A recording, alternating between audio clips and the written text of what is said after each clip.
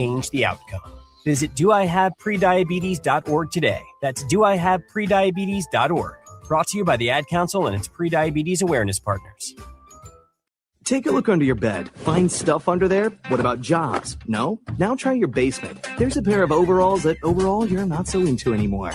A perfectly good laptop that hasn't sat in your lap in months. And even more stuff, but still no jobs? Well, the views expressed on our programs are not necessarily those of WVON, Midway Broadcasting Corporation, or our participating sponsors. It's The Fundamentals with T-Dub and DJ Turbine on Chicago's Essential Storyteller, WVON. Welcome to The Fundamentals. I'm your host, Titus T-Dub Williams. We got an excellent show lined up for you tonight. We got to talk about the Bulls with Caleb Wilson. Yes, Caleb Wilson. He's having a great time in Summer League. We also got to talk about the All-Star game. We got to talk about the White Sox. We got to talk about the Cubs. We also got to talk about possibly the Bears, and a little bit of yes or no. So let's get into it. Ladies and gentlemen, this is the main event of the evening. And now, it's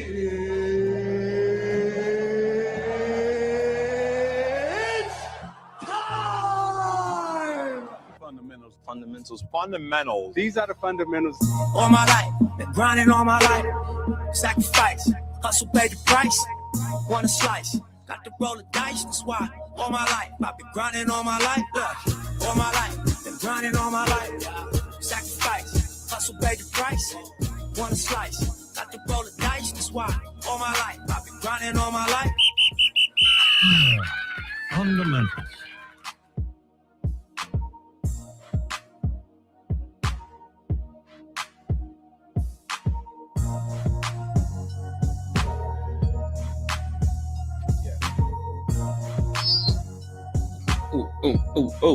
Oh, what's up, everybody? What's going on? Does it feel good to be alive on a Friday night in the city of Chi?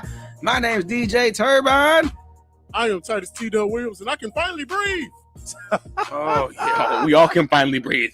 Oh, my God. Who is this other guy? Yeah, this your boy, Uncle Daddy, Chicago favorite uncle. I can finally breathe, too. Nice.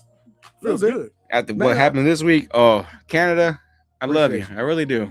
But this week, you lost a lot of points with me. See why y'all got kicked out the tournament early. Hey, we gotta send some prayers up to Canada though, man. Hopefully the people that's displaced, the families out there that's struggling, man. Hopefully they be able to man. That's why Uncle Daddy is the elder statement of this group, man. Because I mean, it's hard to really put it into words, bro. Like I couldn't imagine where you have wildfires that just wipe out entire communities, like, you know, and evacuating and being like concerned about if you have a home to go back to. Yeah. You know what I'm saying? And it's something completely out of your control like that. Like, and I know if we got the smoke from the fires all the way in Chicago, I could only imagine how hard it is to breathe out there. Woo. Man, all the people that's lost homes, the first responders that's out there trying to fight the fires, even the animals, bro, that's like, you know, that lived in the forest or the woods or whatever you want to call it, man. It's just like, yikes, that's a tough situation. So prayers up for sure. Prayers up to the people of Ontario, Canada right now. Yes, absolutely. Let's get through it, everybody. Let's get through it. So, but gentlemen, how we doing? It's, you know, we took a week off, so we back on it. We back on these mics here to entertain you guys when it comes to the world of sports and all that fun stuff that comes with it, whether it's actual sports or just drama or Love Island stuff.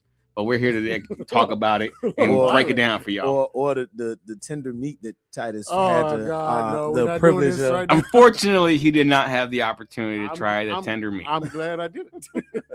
No, I know you regretted it. Lie to me all you want. You regret that. Like what happened? Like you wish you were probably in Florida, not here in the Midwest during these fires. Woo! Look at him.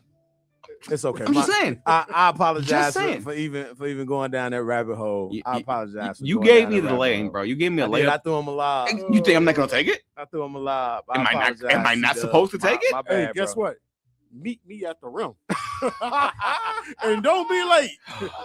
Hey, at Shout out least he's a good Stacey sport. King, man. He's a great Shout sport. out Stacey King. Rest in peace, brother. Oh my goodness. Hey, you know, fellas, how we doing, man? It's been about 2 weeks since we touched these mics. How we doing?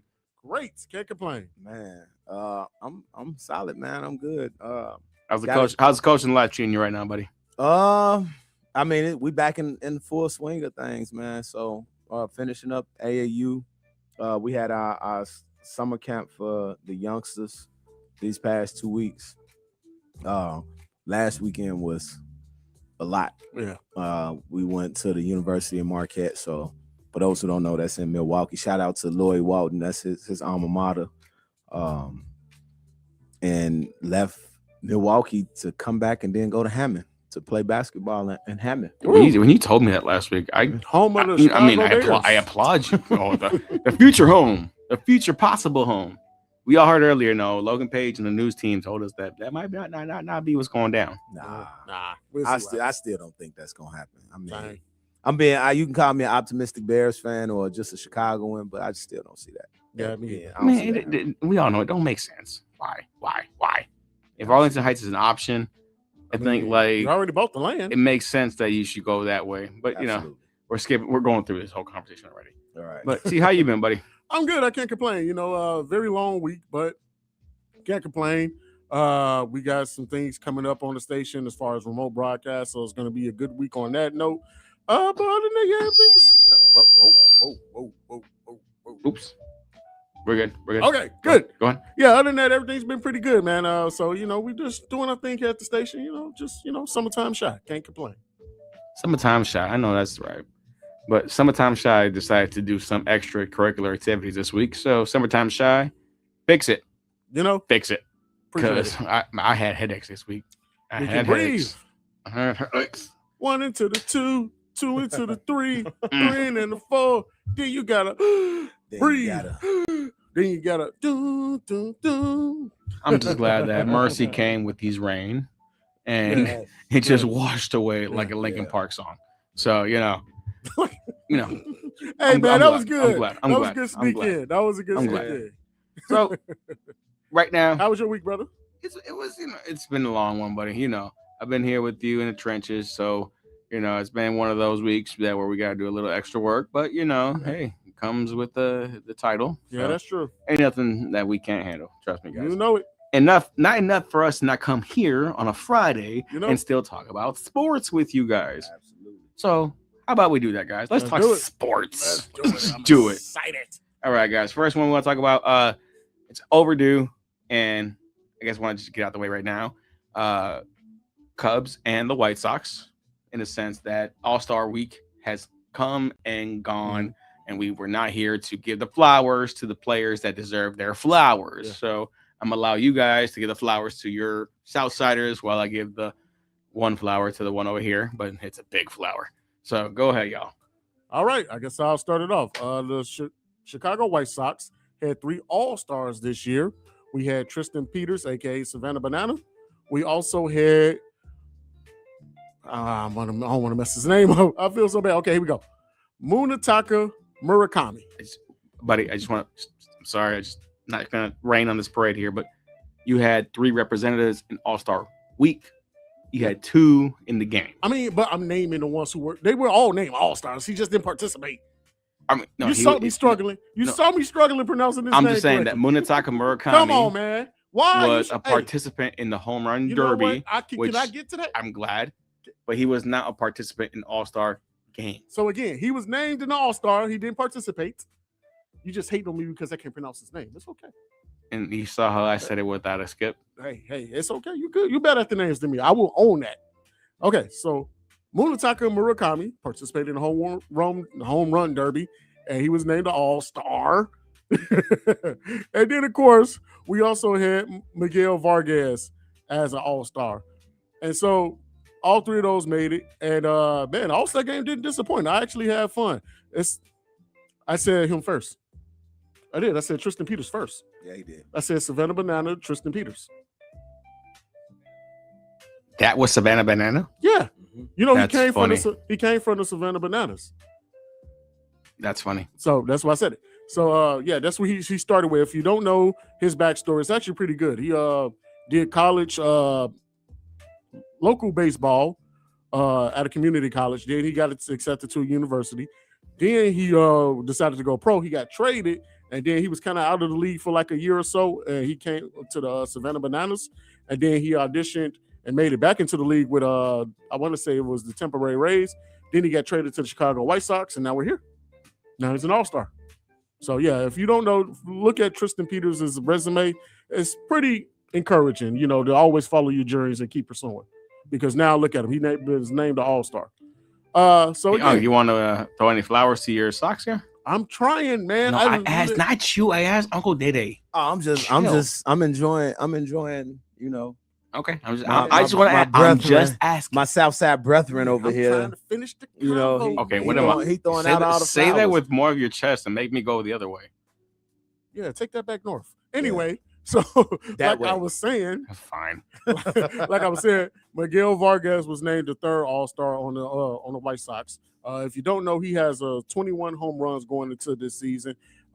Miguel Vargas, who was actually on unfortunately, the 121 loss team, he was on the LA Dodgers. The Dodgers didn't really know exactly what to do with him. They traded him to the White Sox. And he also talked about recently doing an All-Star weekend, his mental health and how it was when he first came to the Chicago White Sox. So he said he was in a bad slump. He was fighting depression and talked about how this team is one of his favorite teams to be on because of the fact is not only it's the resurgence, but the fact that the team believed and it'll boost his confidence up. So he is going to therapy still. But at the same time, you know, I feel good for the brother because of all that hard work and benefit is paying off. So, yeah, those were our 3 All-Stars this year. So I got to give credit to where credit is due. And it's actually, if you don't know statistically, this is the first time since 2006 that the White Sox had multiple players go into the All-Star weekend. Yes. Can't believe that. That's crazy. You said 2006. That's great. That's awesome, man. Coming off the last 2 seasons and what we're doing right now, this is great house money. Yeah, the White Sox said back in 2006, like 6 people gonna make it to the All-Star game. This is what overachieving look like. Yeah, I love it. I'm here for it. Here for it. Mm-hmm. Here for it. And I mean, but I know it's always competition with the baseball teams here in Chicago. Yeah. And for the White Sox to have more representation for the Cubs, and the Cubs came into the season with higher expectations, definitely shows that the White Sox are ahead of the timeline. Yeah, absolutely. And then the draft was last week. Yes. And the White Sox did pick up, what's his name? Rock Chalowski. There you go. Rock Chalowski. That's crazy. Not to be confused with a character from Kick Bukowski cartoon. If you don't know nothing about that, look him up. That's actually a fun, deep reference there. I just thought about something. How could I pronounce his name, but I couldn't pronounce Murakami name right? Go figure. It's crazy. We're not going to go there. Right. Yeah. Hey, I know how to pronounce your guys playing. That's because you inside you a White Sox. He already know. I love Chicago. That's all it is. Yeah, that's all it is. I love the city. By the Chicago made punk hat that you got on. Exactly. Look at that. Mm-hmm. But yeah, just to see that we had more representation at the All-Star game, All-Star weekend really shows where they are with the timeline. Then you got the best player in college baseball this past week, the number 1 pick, and just ready to see what it's going to look like for the future. The White Sox are in good shape as far as to the offensive side of the ball. We've been harping on it. Yeah. The pitching has to get better. The starting rotation of the front 5 has been solid, but once we get to that bullpen and trying to close games out, that's what the youth and the inexperience on the team shows. You can see the gaps. So if it's almost like how the Golden State Warriors were with Don Nelson. Yeah, you know what? That's and Monte Ellis. That's a great comparison. We're gonna outscore you because we can't defend. Yeah. So you're gonna have to keep up with us. Yeah. And that's what it is. That's what it's been so far. I like that. The first half of the season. That was a great comparison. So, I mean, I'm excited to see where they go. If the White Sox win the division, they could go into the playoffs, and with them being able to score as many runs as they can, they might actually be able to win some playoff games. I don't know about a series, an actual playoff series. That they have the potential to be in the game though. And we know what the game is when it comes to baseball. It's when can you get hot, you know? And right now, if you're the White Sox, you're in a good spot. Yeah. So, and currently, scoreboard. Let's do it. Scoreboard. Chicago White Sox had just ended their game currently and have won 12-4. 12. See? Wow. Right on cue, right? Great way to Right on come cue. back outside of All-Star break and All-Star, weekend or whatever you want to call it, week. And, hey, Toronto, sorry. Hey, it was in Toronto. So I think Chicago just gave them a little bit of our minds when it came to thank you for what you send us here. Right. But God bless everybody over there will know this scenario. Absolutely. But either way, it was tough in Chicago. We just know how that is. But hey, the game's over, but it's a great way to come back outside of break. Yeah. So hey, we know baseball, whenever these breaks come in, you're scared that who cannot get rhythm back real quick, because it's a game of rhythm. We all know this when it comes to baseball. But hey, good for the Sox. Great win right now. You know what? I forgot one more thing. I'm glad you brought up the draft because, of course, another player was drafted at number 34. So for those who you don't know, the White Sox did make a trade earlier before the draft. They traded away Gonzalez. I can't remember his first name. Jacob Gonzalez. He was a rookie that got called up about maybe like a month or so ago to the White Sox. He did also have a walk-off. He had a couple home runs on the season, was looking like a very phenomenal rookie, but they did trade him in order to get cap space and a little bit of money so they can go in and get the 34th pick. The 34th pick ended up being Landon Tomei, who is Jim Tomei's son. I did see that. So shout out to that full circle moment. So the White Sox definitely know what they're doing. I think, like you said, Chris Getz, I will own this. I said at the beginning I did not like the Chris Getz hire because he is a former White Sox. I remember him playing on the White Sox, and I'm just like, this guy. I remember you saying that too. I'm like, this guy y'all brought in. This guy, I mean, to me, he was a role player at best when he was with the White Sox. And so I didn't have the confidence. But he said in the next 2 years, we're going to tank, we're going to clean house, and we're going to turn this thing around. And look at what happened. Right now, first place in the division. So, I mean, I'm a Chris Getz believer. So I just want to add that to the conversation with the White Sox as well, that I completely forgot about that with Landon Tomei. And I guess it's my turn. It's your turn. For the Northsiders. You guys had more participants out there this weekend. You don't have to listen if you don't want to. It's okay. But I did have your Chicagoland area. I had your quarterback's favorite baseball player to represent. Ooh, that is Pete Crow Armstrong coming out there and representing the Chicago Cubs and doing the best he can. And he is coming off of molten hot month. We got KD though. He has been. We got KD. I am not here to throw shade. I'm glad that you got KD. But again, PCA is Caleb Williams' favorite baseball player, and that is your quarterback's favorite baseball player. We got KD. Good. I'm happy for you.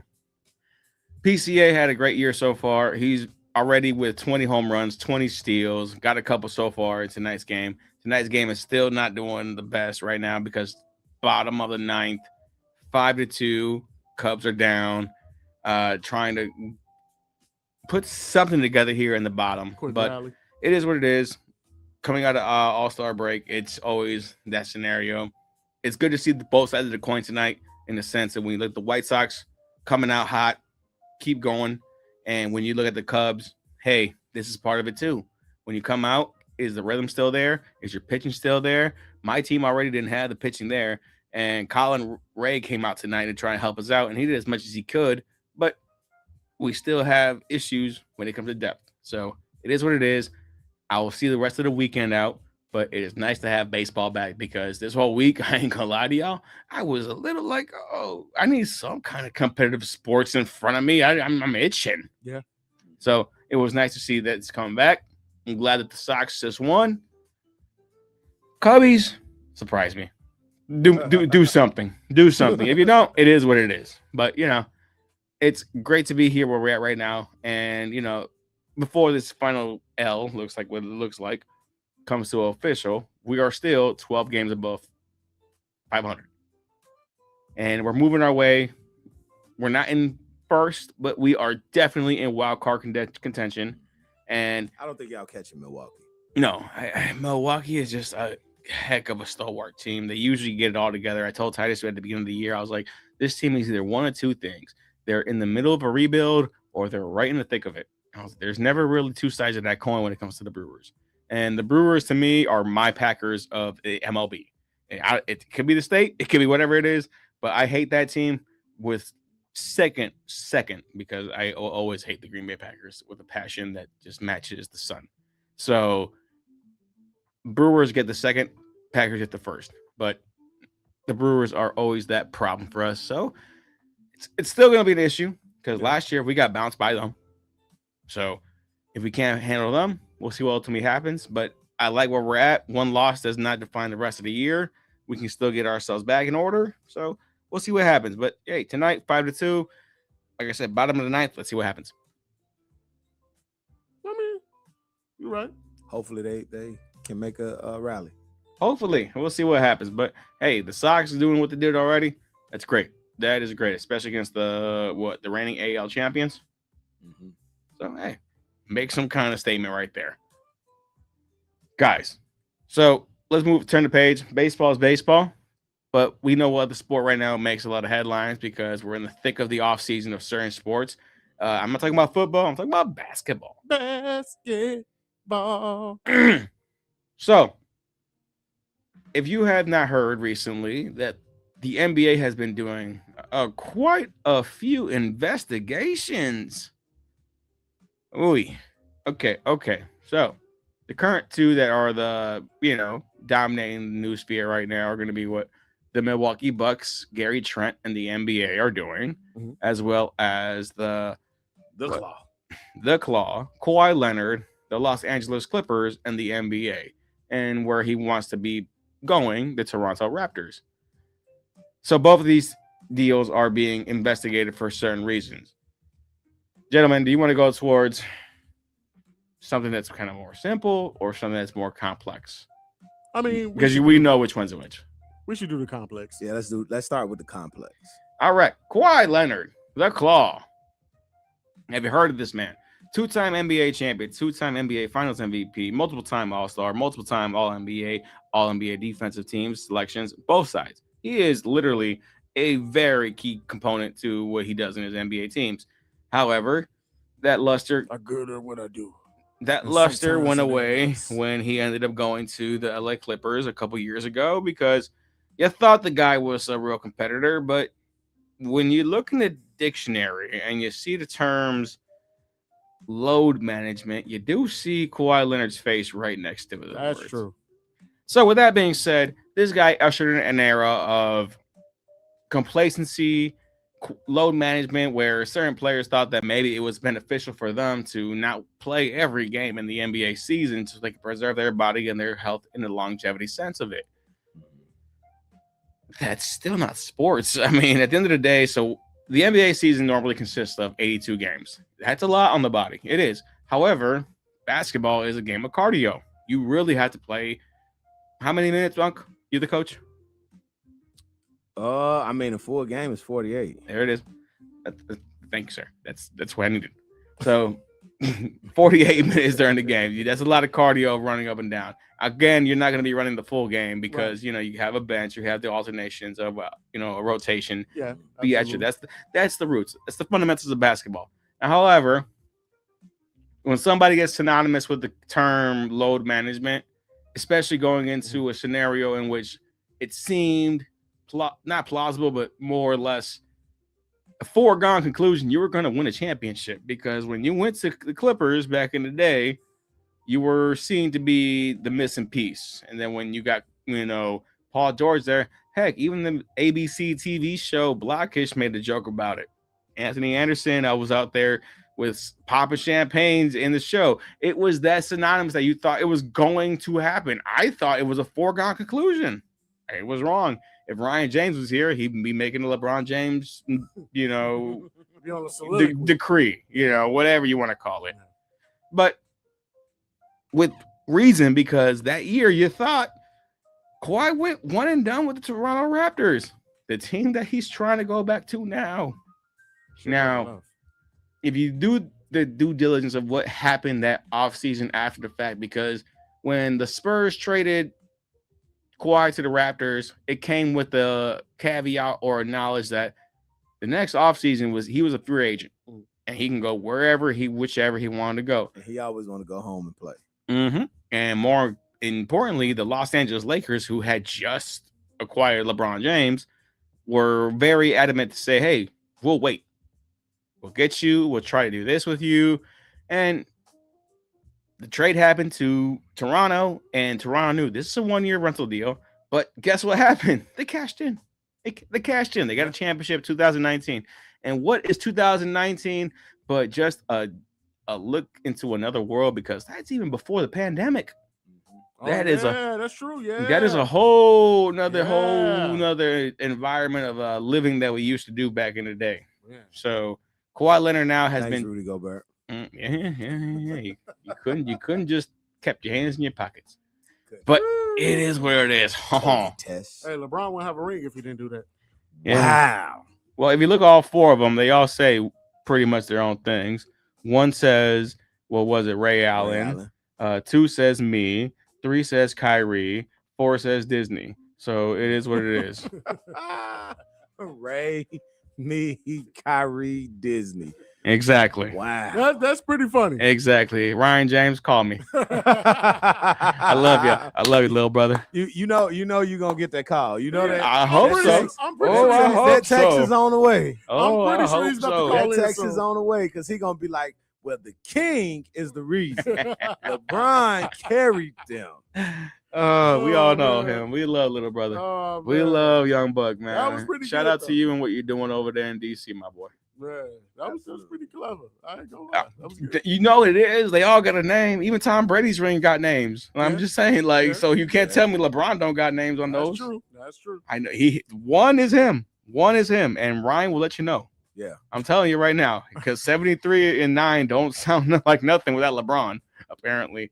But anyways, I'm going left. Let's bring it back here. Okay. I'm sorry, guys. I'm sorry. But Kawhi. Yeah. So when it comes to Kawhi here in scenarios, the trade has clearly been put on pause. It's crazy to think that here in the year 2026, we're talking about Kawhi Leonard going back to a team that post-COVID life. And I'm not gonna lie. This whole experiment with the Clippers, I would say, is a failure. It is. Personally, to me, it feels like he's had enough opportunities, and part of it's been more a sense that they gave Toronto initially, when it came to the free agency, an opportunity to match and do something. But apparently, according to he has an uncle that helps him out, because unfortunately I know that his father passed away a long time ago, but his uncle has kind of stepped into that role and became his liaison or voice when it came to these meetings. Yeah. And they had certain demands that were asked of certain organizations. The Clippers kind of met them. That's why we're in these legal issues right now. That's why there's an investigation going on, which was, so when he was in Toronto, he pretty much asked, or at least his uncle asked, bring Paul George to the Raptors. And also we would like some stakes in a sports franchise. Yeah. They asked for the Toronto Maple Leafs. And that's illegal. That's right. So illegal. You cannot do that. It's like Zach LaVine coming to us, and in the middle of negotiation, he says, "I just want to be a part owner of the White Sox." It's not going to work out. They might be in house when it comes to the the ownership, but no. That's really not good to do. So pretty much, Kawhi was asking these things allegedly. They did come out because we found out years later that was what was asked of. So you do your research, go out there on the internet and figure that out for yourselves. But Kawhi ended up doing that with with the Lakers and the Raptors. And what would you like people to know about you? Actually sat there and said, it's illegal. We can't do that. I'm a fun guy. Sorry. Let's move on. Obviously, I love the game of basketball. Guess who did answer that call, though? Because guess who ended up getting you? There's just more questions you have to ask me in order for me to tell you about myself. And I just can't give you a whole spiel. Kawhi Leonard now. I don't even know where you're sitting at. Exodus, because Steve Ballmer and another company, I'm trying to remember the name of the company. I want to say it's Access something. Don't quote me. Don't quote me, y'all. It's still something I look back into. But there was a company that was out there that put some money into the stadium, put into the new stadium that they had in the new Clipper Stadium. I don't know what the name it is because they for a long time have been holding it together at Staples or what's it called now? It's SoFi. Yeah, SoFi. No, where the Lakers play. Crypto. Crypto. Thank you. I know it wasn't Staples Center no more, but Crypto. Thank you. Where the Clippers finally don't play there and share a stadium with the Lakers. They got their own stadium, and that was funded by this entity. And this entity actually paid Kawhi Leonard some money, and this is why he is being investigated right now. Because it seems that they were trying to give him some guaranteed money around his contract. Yeah, the name of the company was called Green Bank, and it's accompanied by Aspiration Partners. Aspiration is what I was thinking of when it came to the A. Yeah. So, yeah. I shared it on the screen a second ago. But with that being said, that's pretty much where the whole investigation when it comes to Kawhi Leonard and the Raptors and this. Now, here's the crazy part. Mm-hmm. This trade can still be finalized and put through. It's being on held right now because they're pretty much asked the Raptors as an organization, if you do this, you are accepting and taking on the responsibility and the possible ramifications of what this trade and his punishments can come with if this is actually said to be real. Yeah. Boy, I look at this and just think that Kawhi Leonard and his team really put all their chips to the table when he won for Toronto. I don't blame him. You're at that point, the highest where your career is going to be. I am a 2-time NBA champion, 2-time Finals MVP. I look like a guaranteed, hey, you put me on your team, we're going to win a championship right now. Yeah. And y'all remember 2019, 2020 season before the lockout happened, that hype was very high. Anybody said, hey, we bring Kawhi, we have a shot. And the fact that when he went to the Clippers, it was a foregone conclusion that, oh, they're going to win. They didn't, obviously. We're wrong. We were all wrong. But it was an opportunity for us to sit there and say, like, hey, that could be something for Kawhi. And now, years later, we're not talking about a world champion. We're not talking about one of the, best of all time, the greats of all time. We're talking about somebody who ushered in an era about load management. Yeah. And now going to where he is now, that he might have been compensated in a weird way. With this being said, guys, what do y'all think about this whole Kawhi Leonard situation and the Clippers Raptors trade? I think it's beneficial for both teams to part ways with Kawhi. I think it is good that he goes back to Toronto somewhere he did enjoy playing. And, he can possibly get that last feel of basketball before he retires. So I think it's good for them. Toronto is making a come up as far as, development. So I think it is good that he decided to go back there as a veteran leader. However, my only gripe is, again, this whole court situation with this whole, Steve Ballmer planting trees and stadium investment and all this other stuff. And it's one of those things where you look at Kawhi as the stand-up guy. You look at him as one of these quiet guys that's, all about business, all about basketball, not trying to get caught up in any scandals. And here we are with one of the biggest scandals in the NBA. And so now it's just like, dang, can you really look at him the same anymore? And to be fair, it probably wasn't even him that brought up this idea. It was more than likely ownership that brought up this idea. So, hey, we can't afford to give you all this money, but we can do something under the table, or, you can get the rest of this money. So it's one of those things that puts another bad look on the Clippers organization, because we had the whole thing with, what was the racist on the name? Donald Sterling. Thank you. We had that problem and him calling players the N-words and all this other stuff. Then you get a new owner with Steve Ballmer thinking there's going to be changes, and, it's a former Microsoft guy. He's a big basketball fan. He kind of reminds you of like the Mark Cuban energy type thing. And it's one of those things like, okay, cool. They're going in a different direction. I like it. I like the ownership. And now here we back again, square one with, trying to do some stuff under the table and talk about the players. And it's just one of those things, man. Like the Clippers are in we talk about the Bulls being in basketball purgatory, but the Clippers are definitely in basketball purgatory. And even when they try to make changes to get out of it, they get sucked right back into it. And so it's just one of those things where, I wish the franchise could do better, because at the end of the day, they have had some great teams over there. but they can just not get away from their own flaws and mistakes. So I'm hoping that this stuff isn't true with Kawhi. I'm hoping that this trade can go through soon. And, he can challenge everybody in the East because, most of the teams in the East did get better. So having Toronto back in the mix and Kawhi back in the mix with them, I think it'll be fun to see that in the East again in basketball. But, yeah, I think that, it could work. Both him and both Kawhi and the Clippers both shot themselves in the foot if this is true. So this kind of put me in a mindset of how the Aces were investigated not long ago with Al Davis and paying some of the players under the table. Yeah. And also how the league deemed that they had something similar to, what they called to be an unfair advantage with him flying the team on his private jet. Yeah. The team playing for the Raiders.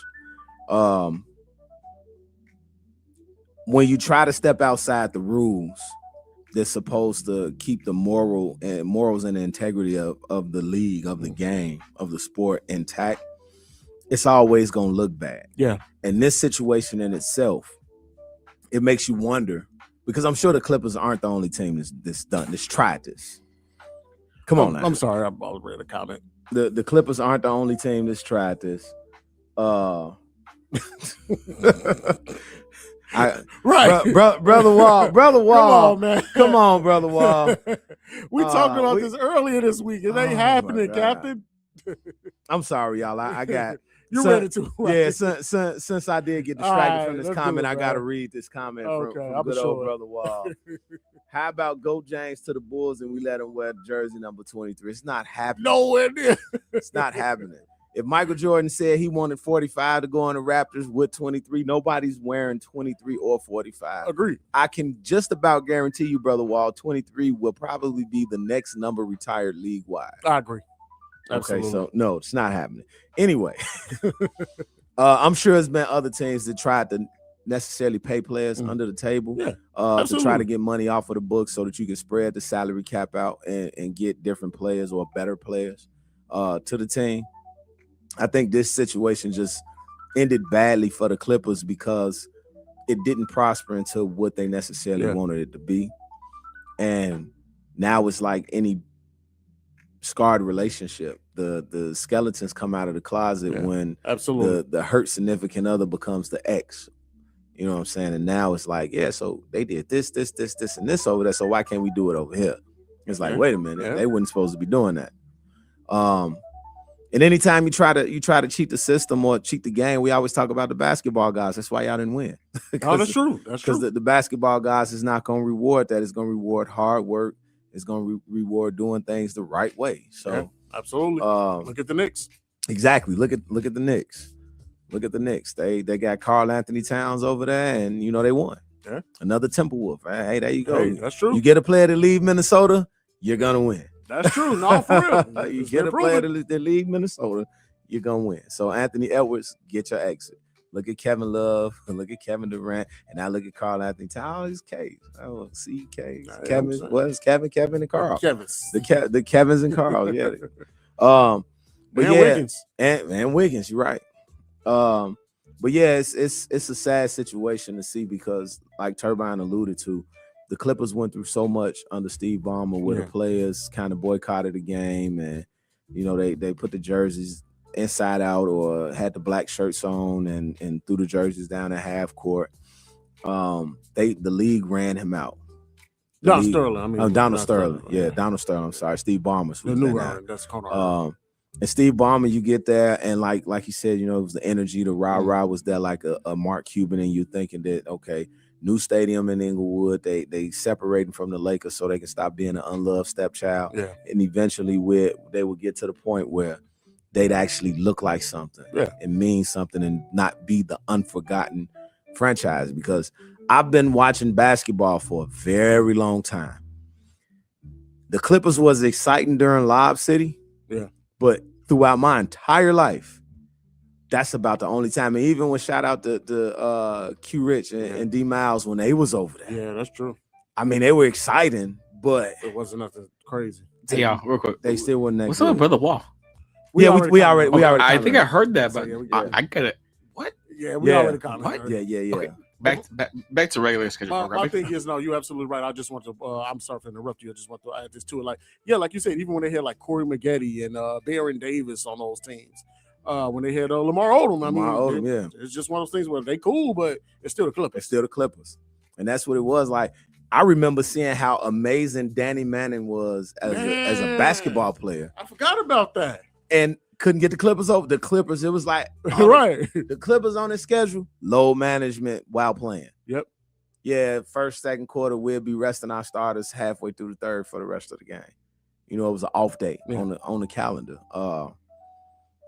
And they worked so hard to change the narrative, and it's like, how long has this been going on? Yeah.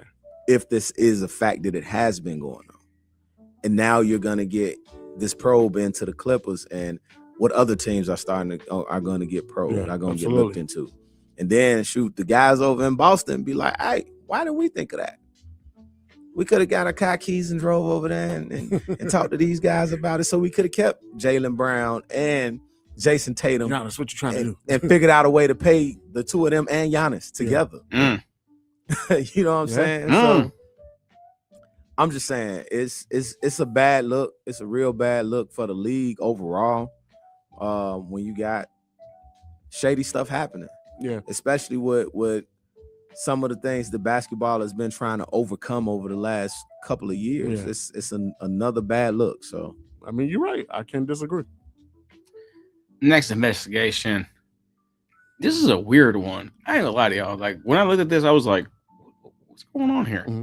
So Gary Trent Jr.'s guard, predominantly a shooting guard in the NBA, formerly of the Milwaukee Bucks, has been there for a couple years. The other teams he has played for, the Toronto Raptors, the Portland Trailblazers. Anyways, this year he just re-upped with the Bucks on a pretty nice deal. But the NBA is investigating it because they think he's being overpaid. God, I've never. What? Oh wow! When players get underpaid, do they jump in? Ask Scottie Pippen. Yeah, fair enough. I'm just saying. Ask Scottie Pippen. Why are you trying to help the Milwaukee Bucks in a sense of? Are you sure about that? Like, clearly. And here's the thing. Before I go into it, I just want to say that I've seen Gary Trent Jr. in Portland, in Toronto, and he has been a very exceptional basketball player. Like, he is not talented. I don't want no one to sit there and think that he's not talented. Thank you.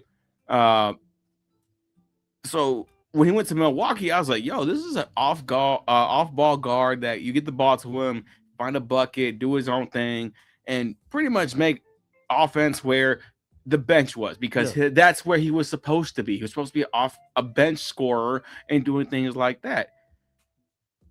What, 2 years with Milwaukee? Both years he was making league minimum. He was on minimum deals, veteran minimums. Okay. I think what happened here was, and this is me, because this year he ended up signing like a $20 million a year deal with the Bucks, who had just given up Giannis Antetokounmpo, their guy. Yeah. So, first of all, why are we investigating this? I really don't understand this. I'm not gonna lie. Like, somebody gets paid that much money. You just look at the Did somebody call us when we gave Patrick Williams all that money? See, I brought that up earlier. I literally brought that up earlier. I'm just saying. I brought that up. But now the NBA wants to investigate. Oh, that guy sucked. Absolute cinema. Patrick Williams sucked, and you let us give him a 5-year, $90 million contract, and he doesn't deserve that. He averaged what are we doing? a game. What are we doing? He averages 9 points a game. That's why AK Mark Eversley had to go. So you want to investigate the Bucks for paying Gary Trent, who actually, I'm not even gonna lie to you, potential-wise, he will meet that contract. Not only that, you put the ball in his hands, actually make an offense around him, he will give you 20-plus a game. I'm telling you that right now. Not only that, the Bulls were looking to try to sign him. Yes, they were. You're not lying. They were trying to sign him before Norman Powell got here. I'm trying to say words, guys, but I'm just kind of at the point where I'm just like, what are we doing here? Yeah, I'm sorry. Why is the NBA doing this? Why? What in God's green earth sat there and said to you, the Bucks lost Giannis. Let's make sure they don't overpay Gary Trent Jr. If they want to pay Gary Trent Jr. whatever they want to pay him, let them. That's their mistake. But it ain't like he's a scrub either. He can't average 20 a game. So. No, I'm not saying he sucks. That's not what I'm saying. And that's the thing with that is that clearly Milwaukee is in rebuild mode. Absolutely. Right? They clearly are. So you will see some inflated contracts to going out to players on this team because they are in clear rebuild mode. I mean, you got to fit the salary cap money in somewhere. You have to. So why are we complaining about a player being overpaid in a league where we watched the Bulls not only get Patrick Williams was $90 million, Zach LaVine, but we gave Zach LaVine $200 million, and he got the worst win percentage in NBA history, bro. He keeps getting paid. And keep getting paid. And then also, I just want to say, why isn't Kirk Cousins investigated? Right. Thank you. Like, what is he doing? What is he doing? I mean, and if we gonna go there, we might as well. That's the whole other thing. NFL, I'm looking at you. James Harden into this situation too. How does James Harden keep getting max contracts and cannot perform in the playoffs when max dollar players actually supposed to show up? Paul George.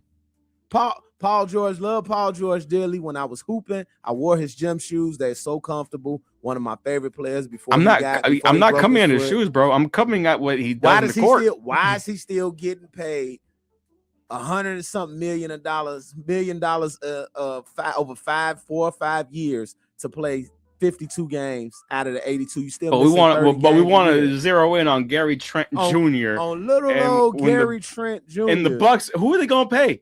Who are they gonna pay? If we don't pay Tyler Hero, we can't pay Gary Trent Jr. Is that what you're saying? Hey, because who else are we gonna pay on Milwaukee? It has been dudes in the NBA for a very long time that has been stealing money from these franchises. We saw Zach LaVine do it for not one contract, but 2 here in Chicago. Cristiano Felicio. Oh, man. I think the Bulls signed him because he got to be Sammy Sosa's cousin or something. They look alike. So that's why I think the Bulls kept him around. You know what I mean? Brandy and Manu Maliuna. Tight end. Yeah. Back in 2011. We've signed so many players to questionable contracts. Why is this one being investigated? I'm very impressed that you got the name right on the first one. Manu Maliuna. Yeah, that too. That guy. Yeah, that his twin. That guy. But yeah, I mean, this has to be by far the wildest investigation I've ever heard. And not only from an NBA standpoint, but just from an employee to employer to employee standpoint. I think we all might have worked a job where we worked with somebody and he was like, how the hell are you getting paid all the money you get paid? Yeah. How? I'm saying, yeah. How? Yeah. How are you getting paid? How, Ricky? How, Ricky? Yes. I'm sorry. How you getting paid all the money you getting paid, bro? And you are terrible at your job. And Gary Trent is not really terrible at his job. I'm gonna have him on the board. He's really not. He's not terrible. Patrick Williams is terrible at his job. That is not a lie. That was a fact. Is an amazing talent, but do not play winning basketball. Hence why he left the Bulls, went to the Sacramento Bulls, and still couldn't win. And now DeMar left. And now DeMar's gone, and he's about to be on another team. He left the Timberwolves, and he one of those guys left Timberwolves and didn't win. But he left the Timberwolves, came to Chicago, and couldn't put together consistent winning basketball. And it might not necessarily all be his fault, because when they had, and I'm crazy, it's crazy that they called them the Balzac with DeMar, Lonzo, and Zach. together. You did. I don't know about me. I forgot about that. Yeah, that was the name that was floated out there to give to them. And the words of Stacey King, we ain't using that one. Yeah. But when they had those three guys with Alex Caruso and they actually were winning basketball games before Alonzo got hurt, they looked good. Yeah, they did. But Zach wasn't the leader. No. DeMar was. It was DeMar. It was DeMar's team and Zach was a sidekick. Yep. So leave Gary Trent the blank alone. Yeah. ASAP. Let the man get his bread. If Milwaukee wants to give him that money, let him. Let him get his bread. Hell, Milwaukee paid Doc Rivers. Did y'all investigate that? I mean, Adrian Griffin should have a job still. Adrian Griffin should have a job. Did y'all investigate Milwaukee giving Doc Rivers a job? We're gonna bring him in as a consultant. I mean, they also gave Giannis Antetokounmpo how many contracts? They had all of the Antetokounmpo brothers on that. Man. I told you. Say that name again. Antetokounmpo. I told you that Giannis and his brothers are the classic tale of my mama said I can't go if my brothers can't go with me. My mama said I can't go if my brothers can't go with me. And he did what he was supposed to do and got them boys in the league, and all three of them got championships. That's true. All three of them got championships. Who do I know got one? Alex got one with the Lakers. Nope, it was the Nassus and Giannis Alex. So it was Alex. What's the other one? What's the other one's name? You the one who got the one? So you got Giannis, Thanasis, Alex, and Kostas. Okay. Kostas is the one that played with us and the Lakers and has a ring because of Disney. Yeah, he got the Disney ring. He got the Walt Disney ring. So they should put a ride in Disney World and call it the bubble. That'd be clever.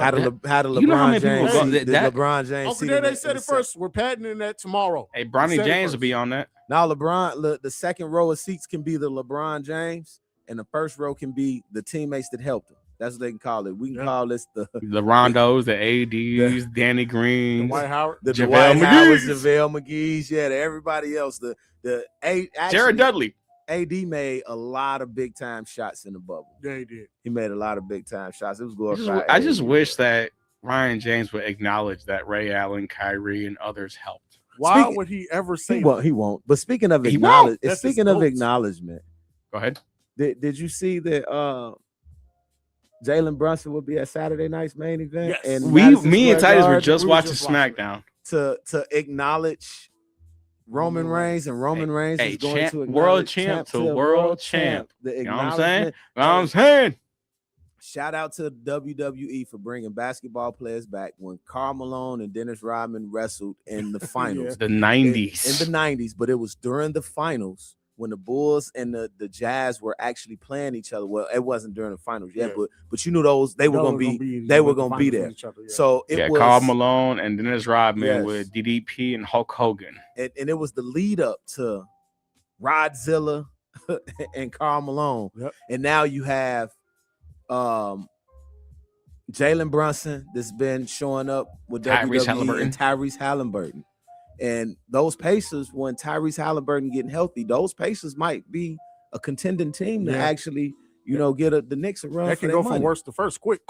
I still don't believe in Detroit. I think they're a great young team and they're fun to watch. But can they do that again? They about to lose their toughness with Jalen Durant. So they're gonna lose their toughness. And Isaiah Stewart, I think he got traded to go. Yeah, he got traded. He already gone. So they're about to lose a lot of their toughness. They lost Tobias Harris in San Antonio. So Detroit might be on the decline. Yeah, I agree. San Antonio.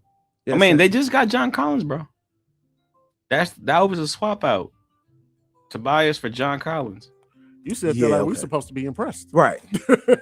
You saying like he ain't got nothing to offer. We didn't say I didn't say that, but he don't have what Tobias Harris had to offer. I can tell you one thing for sure. Tobias over me? Tell Jimmy Butler that, bro. Tobias over me? I can tell you one thing for sure and two things for certain. The NBA ain't going to investigate Tobias Harris for getting overpaid. They should investigate his butt because if you look at his contracts, how he is the Kirk Cousins of the NBA. He's serviceable. No, he's always serviceable because he's never all-star. He's like you're always fringe. But do all-star. he miss games though? No, he don't. Nope. There you go. He's solid. So he's there. Solid. He shows up. He's a versatile four in this modern NBA world. Which what means he can also play center. Hell no. in this world. No. Hey, somebody will play him at center. That's an emergency. Yeah. That's an emergency. Isaiah Stewart was starting at center, guys. Isaiah Stewart's way tougher than Tobias Harris. Yeah, but he's about the same height. So what? Isaiah Stewart wanted to punch LeBron while his face. I'm not questioning toughness. I'm just saying body build. Hey, y'all can be the same size and not be as tough as somebody else. You know, it's some dudes out here that's tough. Ask the 7 foot or the 6'10" I know, guy. You know, give me a Jose Alvarado out there. He's smacking somebody. Ask the 6'10" guy to get beat up by the featherweight MMA fighter outside the club because he look at the little dude and think he tougher than him, and then find out that little dude is a black belt and got hands on him. I'm right about that. I was gonna do one even better. We know it real well in Chicago. Bobby Portis and Nikola Mirotic. Yep, same height. I'm just saying. Ask Bam and Tyler. And the words of Pat Riley, please mention that name. Bam and who? I just heard Bam and Tyler. I don't want to get you next. And Tyler Hero. I don't want him to get you next. I'm just saying. Hey, Let's go to the phone lines real quick. We having too much fun now. We got Brother Chris on the line. Brother Chris, welcome to the Fundamentals. What about when DeAndre punched Jordan? Hey, what up? What up, family? What's up, Brother Chris? What's up, Brother Chris? Man, I'm in New York having a great time, man. They did the retirement jersey ceremony. It was beautiful, man. Ceremony for who? DeAndre Fox. DeAndre Fox. Oh, you be De'Aaron Fox. Hey, man. You say he did the jersey swap and every time his jersey. That's good. That was a good one. Yes, that's actually a good one. That was good. Man, the way that's all I'm trying to say. And what y'all talking about?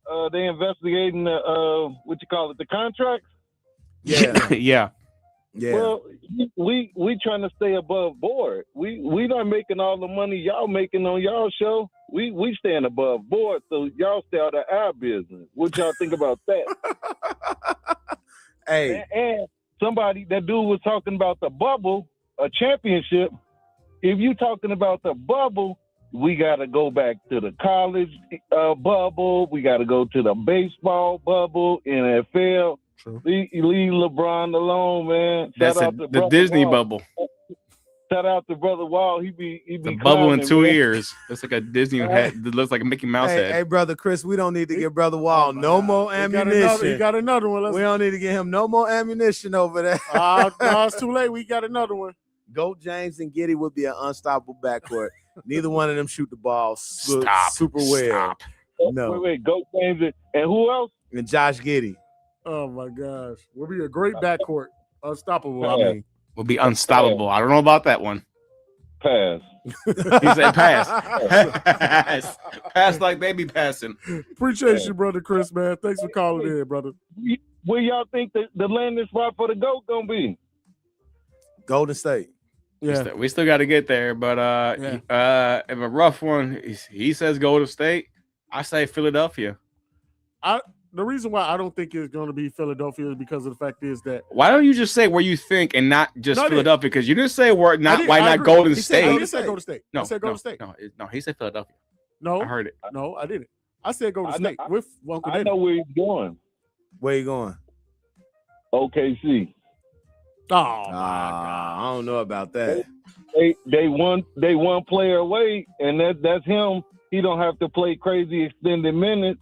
Grad co-pilot during the season, then in the playoffs get money. Come on, or even maybe finish it in Cleveland. But if Harden over there, man, no disrespect, he don't got too much in the tank, bro. No disrespect. No, you're right, Brother Chris. We appreciate your call. Thank you for calling in, man. Please join us next week as well. No, I mean the reason why I think that he's going to the Warriors is because they already trying to make salary cap room for him. They're renegotiating Draymond's contract so they can add more money to get LeBron. And the other part about it is that he wants to play with Steph before he retires. So it only makes sense to me that he's possibly going to Golden State. The only other team that realistically I can see him going to besides that is the Cavaliers. I think he will want to finish his career back home because he said something at Fanatic Fest when a young kid interviewed him today, probably no older than 9 or something like that.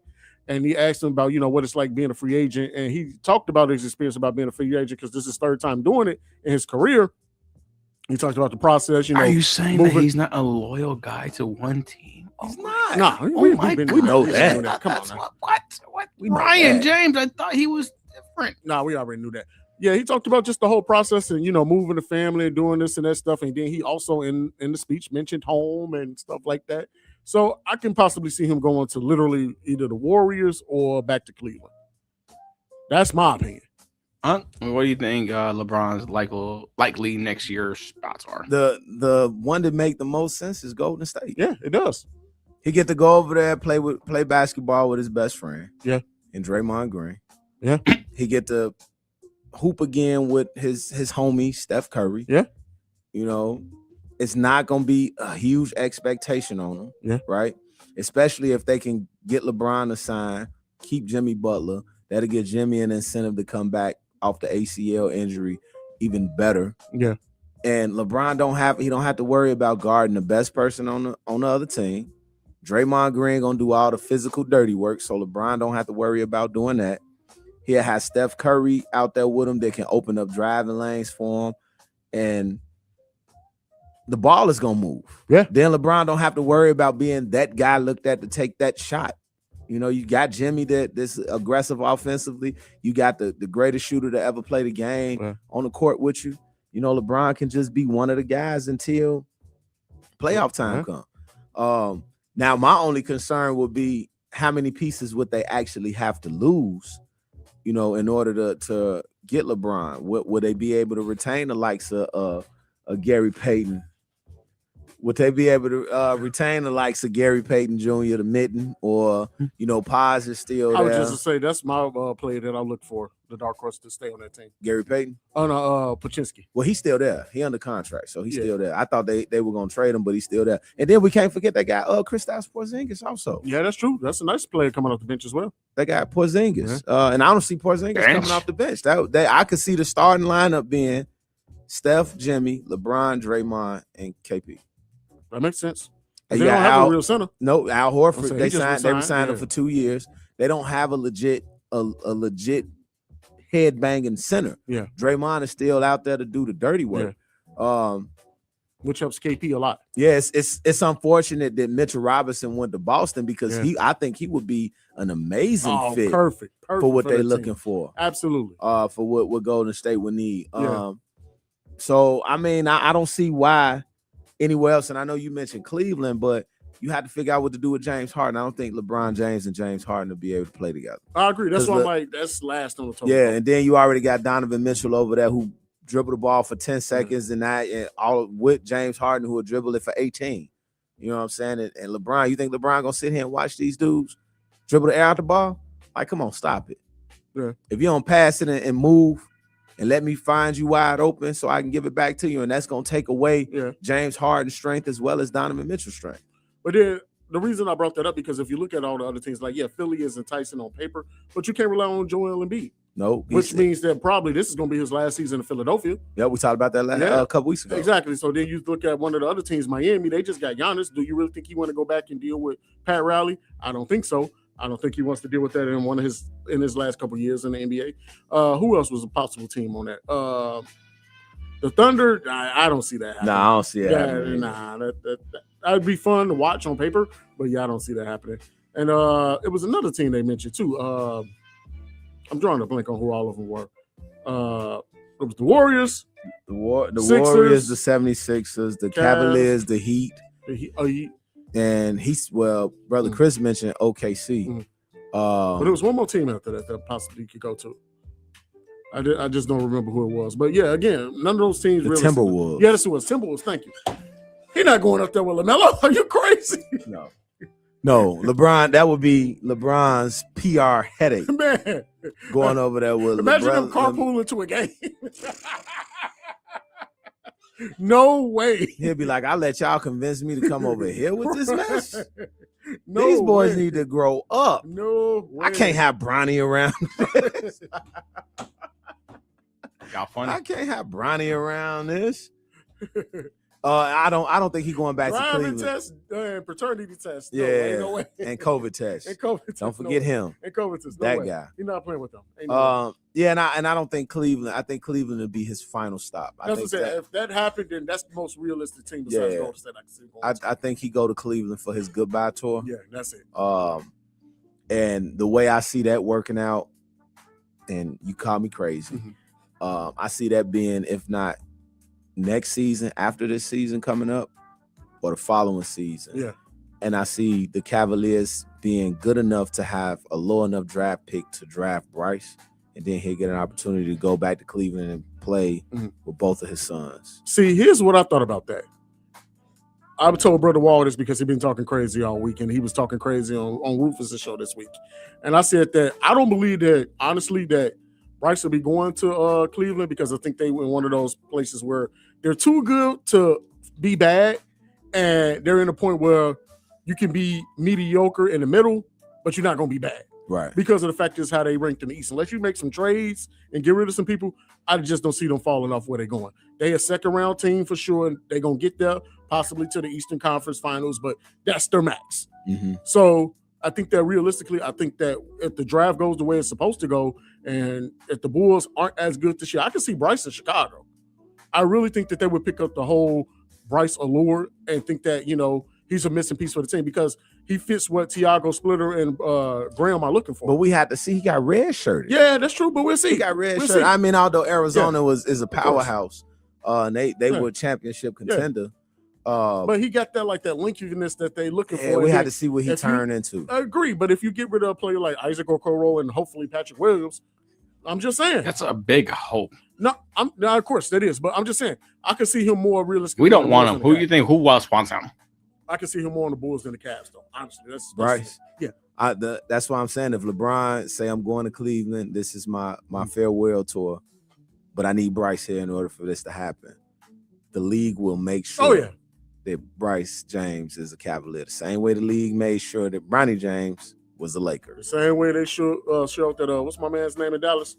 The number one kid, Cooper Flag. Yeah, how he went to Dallas. Yeah, I'm just saying. Is it me or is it a conspiracy? Dang. Derrick Rose was a Bull. Exactly. Exactly. So I think, man, who cares? I think LeBron James is going to be a 76er. That's just me. Okay. I've heard you guys say all your arguments, and anything in the West doesn't make any sense. No, it doesn't. You go over there. If you're not in a scenario where you're building a squad to compete against either the Spurs or the Thunder, and if you're not even in that realm, don't do it.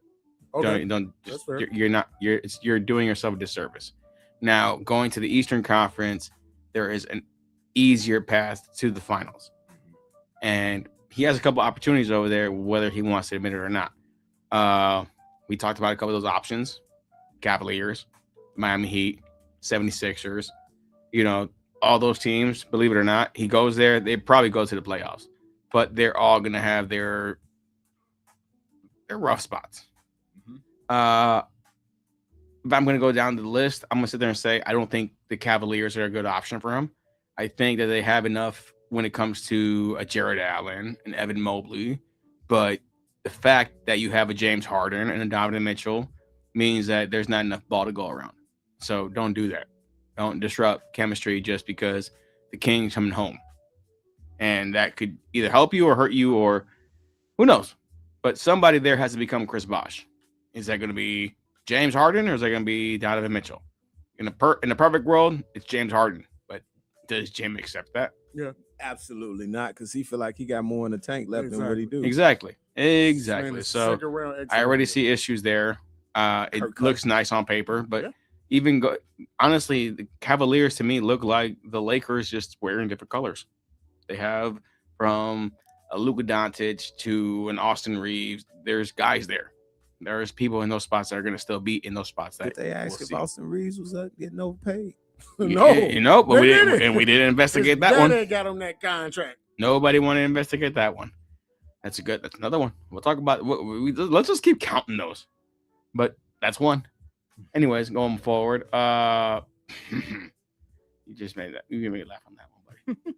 The Miami Heat. I like the Miami Heat, but they are so incomplete that if he even goes there, LeBron James is probably going to be your point guard. So, LeBron, do you have that in year 22? You probably do, but by 23, you're probably done. So, are you going to put all your chips in the basket there? It'd be nice. It would be nice. Like, don't get me wrong. Seeing you back in a Miami uniform would actually be nostalgic for a lot of people like me and Uncle Day and Titus over here. We've seen you. We've seen what you've done. Whether by hook or by crook, you either got me nightmares or dreams, and most of them are nightmares. But it'd be something to see. I don't see it happening because they just got Giannis. Even getting you, I don't think that gets you to a championship over there. Golden State, I hear what your guys are saying, but I'm not gonna lie to y'all. It just sounds like another version of the Lakers team where you had Carmelo Anthony and all those old studs there, where you're like, one last hurrah. That's fair to say that. I agree. So I don't know if that's gonna be something. I like the opportunity because I would like to sit there and say that because of what we saw in the Olympics when Bron and Steph actually teamed together, that hey, it looked pretty good. It did. It looked pretty dang good. But this late in the year in that conference, that's the difference. Yeah. It's not even who they are, because I don't want to even sacrifice or pretend that they're lesser or less great than what they are put into the NBA. But what the NBA is today, I don't know if that's enough. It's crazy to sit there and say that. I'm literally looking at the Western Conference and sitting there saying that the combination of Stephen Curry and LeBron James might not be enough. And those words are coming out of my mouth. See, this is why we're late. We're late in their careers. They were younger and more bouncing their step. My whole thing is, though, I know it was still a super team and I know it was Team USA, but if they could do anything resembling any of that and they beat the powerhouse of France, anything is possible, especially if they both healthy. That's just my opinion. But please continue. Uncle Daddy, what do you think?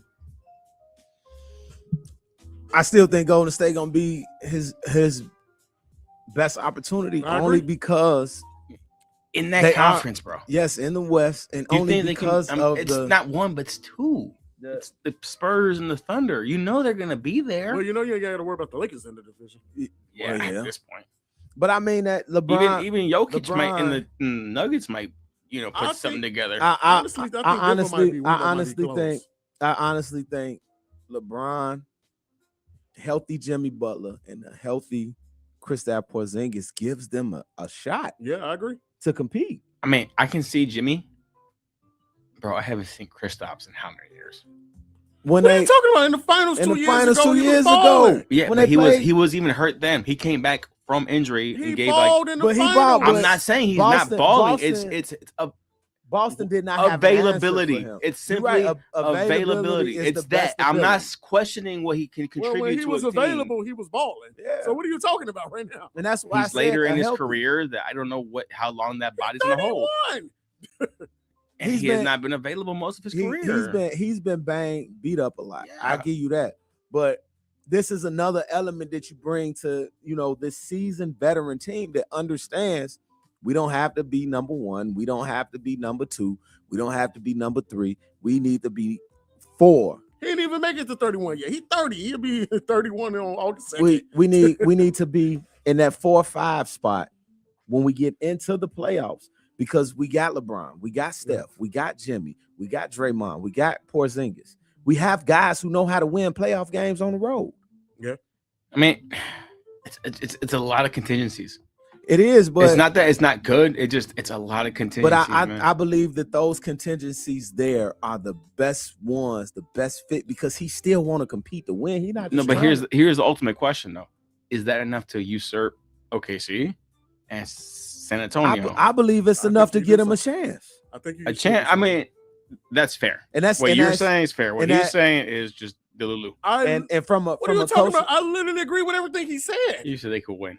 From a coaching standpoint, it's possible. That's what he literally just said. From a coaching standpoint, that's still a chance. I didn't say they could win it all. The only thing that you want is an opportunity to win. You want to be in the game towards the end so that you can trust that your guys can execute and get you to win because your guys are better than their guys. Yeah. I see what you're saying, but at the end of the day, like, I still think when it comes down to those metrics, those like analytics, youth beats it out. I don't think so because, and this is one thing I learned the older I got while I was still hooping. When I was younger and I was a teenager, we would go to Sherman Park. Shout out 55th Street. We would go to the Sherman Park, right? And we would play against some of the oldest guys in the park and could not beat these dudes. And they used to tell us, y'all not smart enough. We were quicker, more athletic. We just couldn't beat them. I mean, as I got older, and I started playing basketball against younger guys, even through my injuries that I had, I realized what they were saying. Yes, y'all young guys are stupid on the basketball court. You're not smart enough to beat us. You got the athleticism, you have the speed, but you don't have the IQ when it comes down to doing the small things to make winning plays. And with Draymond, Steph, and LeBron, you probably got 3 of the top 10 IQ guys in the league on the same team. I mean, bro, the Thunder just won a championship. They did. So we can't act like they're not scrubs. And then they got punched in the mouth by the Spurs. The Spurs beat the hell out of the Thunder all season last year. And the Spurs have just tasted it. So we know that their hunger is going to keep growing. Right. This is about to sound real controversial when I say this. Go ahead. So be ready, guys. The Spurs tasted the tip, and the Knicks with less talent beat them. The Spurs beat themselves. The Knicks with less talent. The Spurs led by double digits every game in the finals and figured out a way to lose. Yep. That does not happen, and a coach keep his job. It doesn't. But the coach is young. Your star players are young. And the one veteran guy that you got that you supposed to be able to lean on, he probably made the most bonehead play trying to lay the ball up when you were up 1 instead of running more time and going to the free throw line. Yep. Harrison Barnes? No, it was he called him DeAndre Fox, who got his jersey. Okay. Yeah, De'Aaron Fox. I'm sorry, you're right. I'm like, De'Aaron Fox. Who's the most swipe? I was looking at the most veteran guy. You look at it and say, what was it? What's going to do? Bismack Biyombo. Yeah. This guy. Yeah, that guy. but yeah, this is when you talk about the IQ, the smart players, the older guys, they know how to win. And we say this all the time. And we said it about the Spurs, that they were young. They have not figured out how to win. They haven't. We can do OKC. OKC. Even back in the day. Yeah. When they broke up James Harden. When they broke up James Harden. And they had Kevin Durant, Russell Westbrook, James Harden all on the same team, bro. And couldn't win. Yeah. They didn't know how to win yet. Yeah. LeBron couldn't win a championship until he got with Dwayne Wade, who was a champion, who could teach him how to win. Yeah. That's why the first championship they got, LeBron was so subpar. Yeah. He was so subpar. Dwayne Wade had to teach him how to win. Hell, Shaq had to teach Dwayne Wade how to win. Yeah. Yeah. I ain't gonna lie. Yeah. You ain't so it's I would say if LeBron had the option out of all the teams that we talked about, Golden State to win and to have fun at the same time would be the best option. Because you said, I think T-Dub said it. You go to Philly, you got to question Joel Embiid. What is his availability going to be like? I would like to say my state be their defendant right now. I haven't actually said why yet. I just said Philly? That's why. Yes. Okay, go ahead. Why Philly? So I understand the whole Joel Embiid stuff, but the thing is, you don't need Joel Embiid to be anybody other than a fifth option in this team right now, because when you have that lineup, it really restructures, because already you have Tyrese Maxey, you have LeBron James, you have Jaylen Brown, you're gonna have Joel Embiid, and who's my shooting guard here? The rookie VJ Edge. So with that being said, you accept the fact of the matter is that the number one here becomes Jaylen Brown. And with Joel Embiid, you sit there and tell him you're going to be relegated to a Chris Bosh role. You literally have to just get it when you get it. You can't. I'm not going to no longer plan this for you, because he needs to understand, and I think he might understand, that we have run this process with you so many years. So at this point, you are no longer a feasible or viable number one option. I know that you are X amount all-star, former league MVP, but you are no good to us when it comes to a deep playoff year. You just can't. So with that being said, you have to restructure the team because you have a Tyrese Maxey, you have a Jaylen Brown, and you build around those guys. You bring LeBron James in, and the question, or not the question, but the goal becomes now for Philadelphia is to you make sure Braun and Joel make it to the playoffs, and they're gonna make it because they have the youth to actually supplement. You have Jaylen Brown, you have VJ, you have Tyrese Maxey. That in their year, Braun and Joel will be available, but you don't need to lean on them because you have the youth of those guys and a mixture of experience there. So you saying that if LeBron went there, Jaylen Brown would be the number 1? Yes. LeBron would be the number 2? No. Okay, so what does LeBron fit in there? LeBron needs to be LeBron doesn't need to be much there. That's the problem. That's why it works out for him because he is finding a scenario that he doesn't need to be extra. He just needs to be sustained until the last run of the season because the third guy. Pretty much because right now you have to have Jaylen Brown and Tyrese Maxey pretty much spearhead the season for you. And then when you get to this, and on top of that, you hope VJ takes that step forward. So LeBron and Joel don't need to be anything bigger other than a pretty much a minimal role in the season. And I'm pretty confident minimal Joel, minimal LeBron is still better than average anybody. Now I give you that. Yeah. So you let those guys just coast through the season. You build around these guys. You have Anthony Simons already on the bench, so you already have a 6-man. There's more other options out there. So it's not about having LeBron be the focal point because this year in his career, he should not be nobody's focal point. LeBron needs to just be a complementary piece to the pie, to the whole meal. Get him to the playoffs and make sure that he has enough gas to last there. And then when that happens, that's a different scenario. I'm sitting there saying that, hey, this whole narrative isn't about preserving Joel Embiid. It's actually pushing him out. It's actually slowly but surely saying, bro, you just need to be a serviceable big. And if LeBron comes here, guess what? You are going to be the 4th option here. And it's not about you're here, you have to be this guy. You've had so many years as the process, as the number 1 guy. And so far, you've proven what? It doesn't work. Can't stay healthy. It hasn't worked. Since 2019, since Kawhi Leonard and the Raptors shocked you guys with that Hail Mary buzzer. So why are we still running this now? So at this point, you need to have that opportunity in your head. And I think if you're LeBron, if you're Joel, you'll sit there and be like, yeah, you know what? I need to be real with myself because 2019 we're closer to 2029 than we are to 2019. So you need to stop living in the past and realize where we are right now and realize what game is left in these athletes.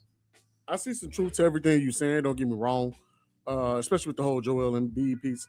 But I just think that LeBron, yeah, he's not the focal point, but I don't think he wants to be a 3rd or 4th option. I think he still has the mentality of, I want to go win this with the best team available, and I'd rather be the number 2 guy. I don't think he's physically and mentally ready to give up that part yet of him because he's still averaging 20 plus a game at 41. I'm not taking that away from you. I'm not saying that that's wrong. I just said that. Go ahead. No, I just say that he has to give that up for the regular season. Let LeBron be LeBron in the playoffs because you know that LeBron, that 20 plus a game score guy who wants to be the number 2 option, if you bring that to the playoffs, there's nobody on that team that's going to even argue you. If you're telling me in a playoff run that's spearheaded by Jaylen Brown and LeBron James, they're going far. Whatever LeBron got to give me, that they're going to go somewhere. You know what I mean? And then Tyrese Maxey, Joel Embiid, you guys take that back role. That's why when I think LeBron on this team, I only think of him as a 3rd option, 4th option for the regular season because you're thinking longevity. You're thinking we got to get to the playoffs. Once we get to the playoffs, that's when, in a perfect world, we can put him off the leash and he goes from 4th, 3 to number 2. And heck, why not? Now, even number 1, because he wants to win. You know he wants to win. So that's all that. It's very fluid with LeBron James simply because it's all contingent on where we're going. Yeah. And how, if there's a shot here, if there's not a shot here. And that's why I say it. Like Golden State Warriors, as much as it might look good, the Spurs and the Thunder to me, that's going to be your Western Conference Finals for I don't know how many years now. That's just a hyperbole, but That's where I think that this whole Western Conference goes through. Okay, that's fair. So I think if LeBron, with his minimal time left on his long and illustrious career, you want a shot at the finals right now, because you only have maybe 1, 2, maybe 3 years left. And that's me being very generous. You got to go to the East. You got to go to the East, and you got to find a way through there, because the East will just be so much simpler to get through than the West. I hear you. I hear you. I hear you. That it's you guys got some solid points there. Whether it's Miami, Cleveland, Philadelphia, you gotta find somebody in the East. You're not gonna do it in the West. That's just me. It's not against Steph. It's not against Porzingis. It's just landscape and longevity where you can see where this is going. I still think Golden State fit more of the bill. Because you got to get Jaylen Brown acclimated over there. That team belonged to Tyrese Maxey, and now you bring Jaylen Brown in there. And I'm pretty sure that they didn't bring him in there to be a sidekick. I believe Jaylen Brown is going to be the guy that gets the most shots. I don't know how Joel Embiid is going to handle the adjustment to having Jaylen Brown in the building. Yeah. I still think I'm probably going down my shield with this one. That I still think Golden State is by far the best as far as to being able, like I said, to have fun and have the opportunity to win. Golden State would be by far the best scenario for LeBron. And you ain't got to leave California? You don't have to leave Cali. You just go on to the other side of it. You ain't got to leave Cali.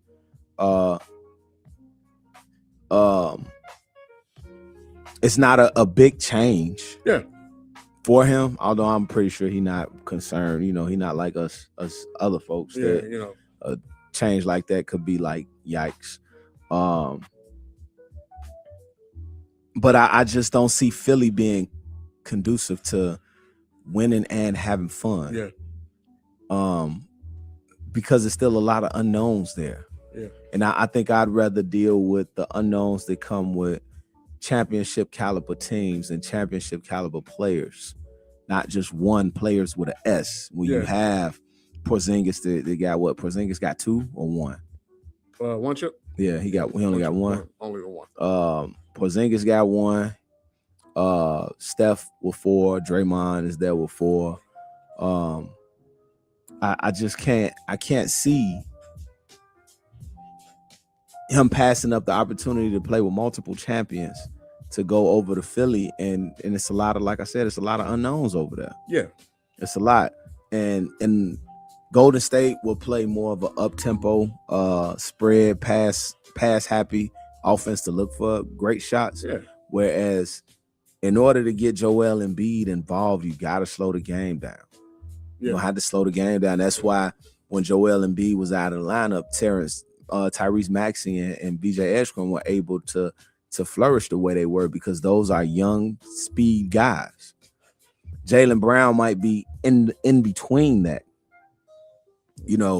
where he can play slow and get into ISO ball, but he can get up and down the court. And then you run into a similar situation in Philly that you will run into in Cleveland, where you have these ball dominant guys who need to play ISO ball. You don't have guys that can play off the ball, move without the ball like you do in Golden State. Jimmy can play off the ball. Porzingis can play off the ball. We know Steph can play off the ball, and Draymond Green is a ultimate setup guy. Yeah. LeBron I haven't had somebody that can screen for him like Draymond Green. That's gonna screen and be a willing passer like Draymond Green, or a superstar that's selfless like Steph Curry that pass up a shot, or a superstar that you can just get a ball to and say, I'm about to watch him really, really work his magic. Cook, right. Yeah, outside of, because Kyrie can score the ball, but it doesn't look the same as Steph. Yeah. When Kyrie scored the ball. Kyrie got to do a lot with pop tween, low dribble, high pickup, 1 or 2 dribble pulls and things of that nature. With Steph, can get that joker off of a screen and he just turn and shoot it. Man. From anywhere on the court. Just throw it up. Yeah, from anywhere on the court. So I get what Turbine was saying about Philly. Philly can be intriguing. You know, you can look at it and be like, yeah, this right here, this look like this could be that Lexus that I was expecting, and then get your behind over there and feel like it's realize it's a Corolla, it's a Toyota. Yeah, that's true. You know what I'm saying? And now you over here like, dang man, I went and rocked with this Corolla when I could have just went over to the Super Sturdy, to the Jeep, and got me a Trackhawk, you know what I'm saying, and been fine and go to state. Right. And we could have been moving. While all my pieces are working together, like I said, the ball jumping, and I know, you know what I'm saying, the second unit, those second string guys are gonna be important. Absolutely. So seeing, like I said, how Golden State finished filling out the rest of their roster would be even more of okay, this is gonna solidify, because we did say that the mitten GP2 is a free agent. Yeah. So they got to figure out a way. You LeBron, if I'm LeBron, I don't go there if they don't figure out a way to keep him. Yeah. Because he just adds toughness and defense to his team. He really does. So you don't want to, that's not a player you want to lose unless you're replacing him with a higher volume offensive player with that same kind of potency on defense. Yeah.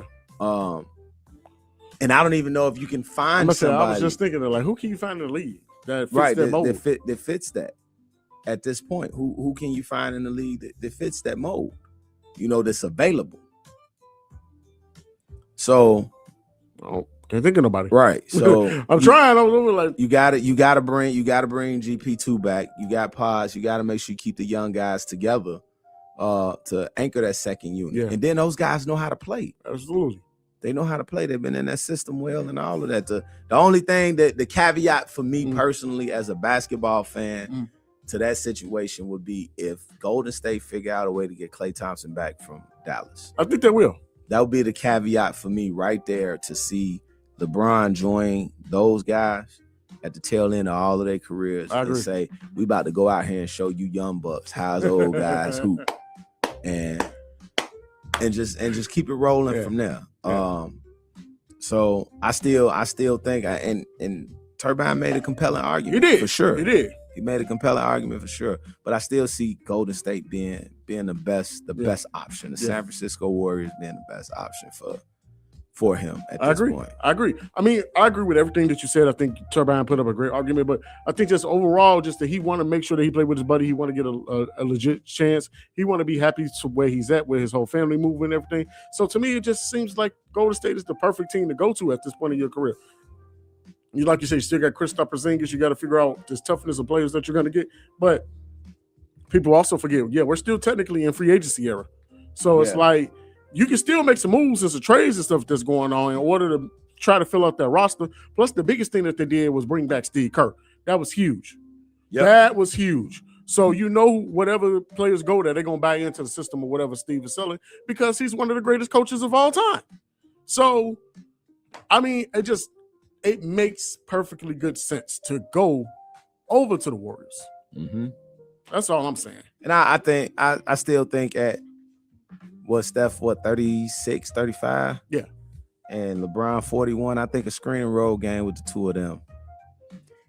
Which with the way Steph screens as a small guard, I think him being a screener for LeBron on the ball is still going to be one of the most magically unstoppable plays that the Golden State Warriors can run, because how do you defend that right there? You got to get in the way of give up your body in order to do that. But even then, that's going to be a blocking foul. and then you think about the way you rotate, the way rotation and zoning up against screen and roll it's supposed to be guarded. Yeah. But then you got LeBron, was one of the greatest passers that the game has ever seen. Yeah.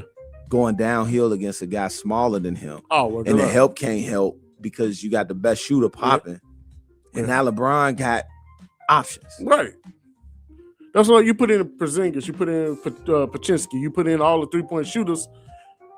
There's no sky to the limit of where this team can go. Yeah. That's why I said it makes sense that way. Like I said, the only thing that they really, really need to make sure that they make happen is Gary Payton Jr. Yeah, he got to be back. He's GP2 got to be coming back. And Jimmy has been over almost a year since Jimmy blew his ACL. Yeah. So Jimmy should be ready to go. If not opening night, real close to Thanksgiving, Christmas, he should be ready to roll. Yeah. And at that point, it's just all about getting his basketball legs back underneath him, and they're just going from there. And that's what I'm saying. I don't see a scenario where if they can stay healthy and keep all of their pieces together, where LeBron does not just seamlessly fit into the fold right there. And then another thing is that what Turbine brought up too was the whole thing with being in the Eastern Conference and stuff. And I'll pick you back off what you said earlier. You got teams that's only going to get better and it's going to be in that playoff hunt with you. So in case something doesn't go right, you still got to face a Indiana team with the Pacers. Who knows what the Mavericks do? They so up and down. You still, like I said, you got Detroit earlier as well. You got Cleveland as well. So I mean, that one the champs ain't going nowhere. That 1 through 8 go by real quick. So it's like, who knows? Why do you want to risk that coming to the East? Right. The champs ain't going nowhere. Right. Yeah. Then Kawhi, once they figure that situation out in Toronto, the Raptors just got that much better. It's some teams in the East that you can look at and you can be like, yeah, this could be a tough out. Yeah. This could definitely be a tough out. I agree. So yeah, I think I'm right with you on all of that, man. I think it's definitely gonna be Golden State. I'm excited to see what he does, and I can't wait to go from there. So, like I said, I'm excited. I know I shouldn't be getting excited for a LeBron free agency, but I think it's just realistically possible that he goes. I agree. I agree. It's not too much that you hear me say I'm excited about with LeBron James. Yeah, that's true. And that's one of them right there. That's true. That's one of them. I wonder where Ryan think he's going. You know what's funny about that? What's that? Is that I just text Ryan and asked him that. Okay, so cool. I'm waiting to see if he's gonna respond. Okay, well, because he definitely is awake right now. He said Cleveland. He just responded, said Cleveland is where he thinks it's going. Makes sense. He think he's going to Cleveland. Go back home. He said that's the only place he can go. I'm texting him the Warriors right now. Right, literally. Warriors come out and play. Perfect timing for that, man. Warriors. That was perfect time. I like that. Hey, let's get to some of the comments. Okay, let's do it. That we got here, man. But because we did highlight Brother Wall, let's get to some of the comments. Start at the top. Is this Shirley Carter? Yep, from Philadelphia. Philly. Shout out to Shirley. Hey, Shirley. Shirley, what you think? What you think? Brian going to Philly? You think Brian coming out there to y'all? Tell us what you think. It'd be nice to hear from somebody. Absolutely. Barbara Jean. Hey, Miss Barbara Jean. Hey, Barbara Jean. How you doing? Get you some sleep. You've been up with us since the morning show. She actually just literally said good night, y'all. Be well and stay safe. And remain hydrated. Barbara Jean, we always, as always, Barbara Jean, we appreciate you for sticking with us, sharing the show. I appreciate it. Although one of your favorite segments, we will be bringing it back. You know we just got to get clearance from the people that we got to pay to make sure that we can use the likenesses of of the clinicals before we start back with the karaoke. But we're definitely gonna have to bring that back. I've been warming up the vocals. I've been practicing in the mirror and in the shower.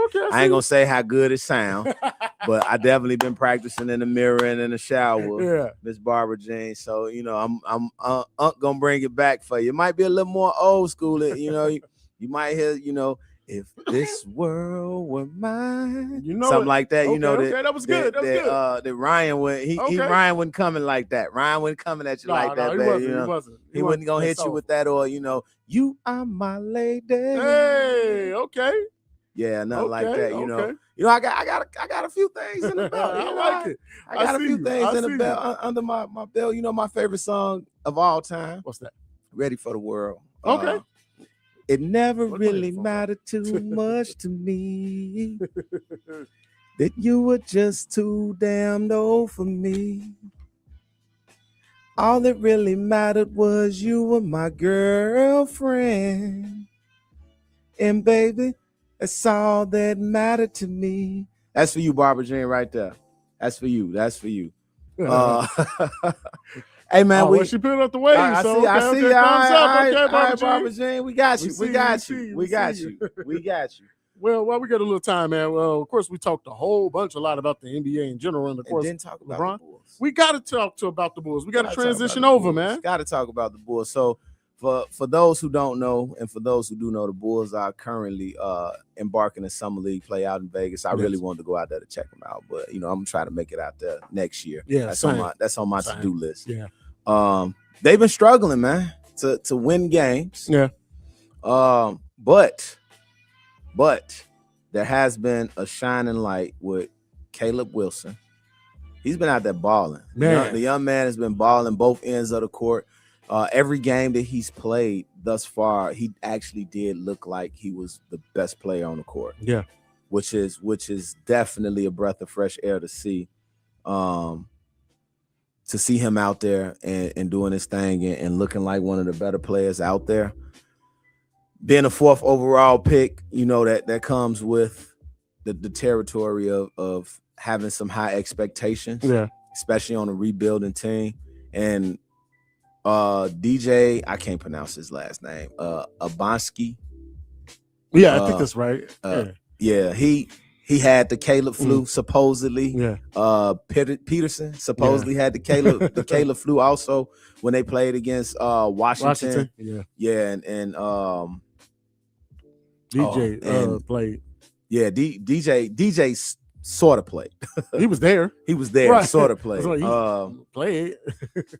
But yeah, it's good to see Caleb taking on the challenge of being the best player on his team in summer league. And I know y'all probably like, oh, it's just summer league, No, he's playing against guys who are first, second, and I believe every now and again you see a third-year player in summer league. So it's a lot of young guys that's out there that's really getting their feet wet with NBA style competition.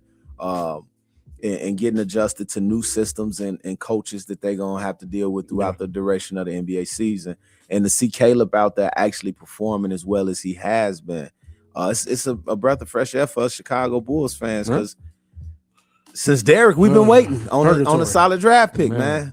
Since Derek, we've been waiting on a solid draft pick. And we know the last 5 to 6 years, the Bulls have been swinging and missing terribly. They look like the White Sox when they lost 121 games. It's been a swing and miss, bad, and Julian bad. Phillips, bad. Who else was on that team? Bad. We don't even need Chandler Hutchison. Oh my, well, whatever. You're right. We don't need to go back that far. We can just go off of the last 2 lottery picks being Dalen Terry and Patrick Williams. Yeah. And y'all heard us talking earlier about Patrick Williams. We need to press charges for robbery for this dude. The NBA should have investigated his contract for being overpaid. Dalen Terry is no longer with the team. We moved on from. He's not even in the league, I don't think, anymore now. He's not? Yeah, I think that he got cut from his team. Oh, see? He was with the Sixers for a second, and then they let him go. There you have it. So he might be a free agent. So, and I haven't looked up Dalen Terry because it wasn't that impressive, that important to me to look up Dalen Terry.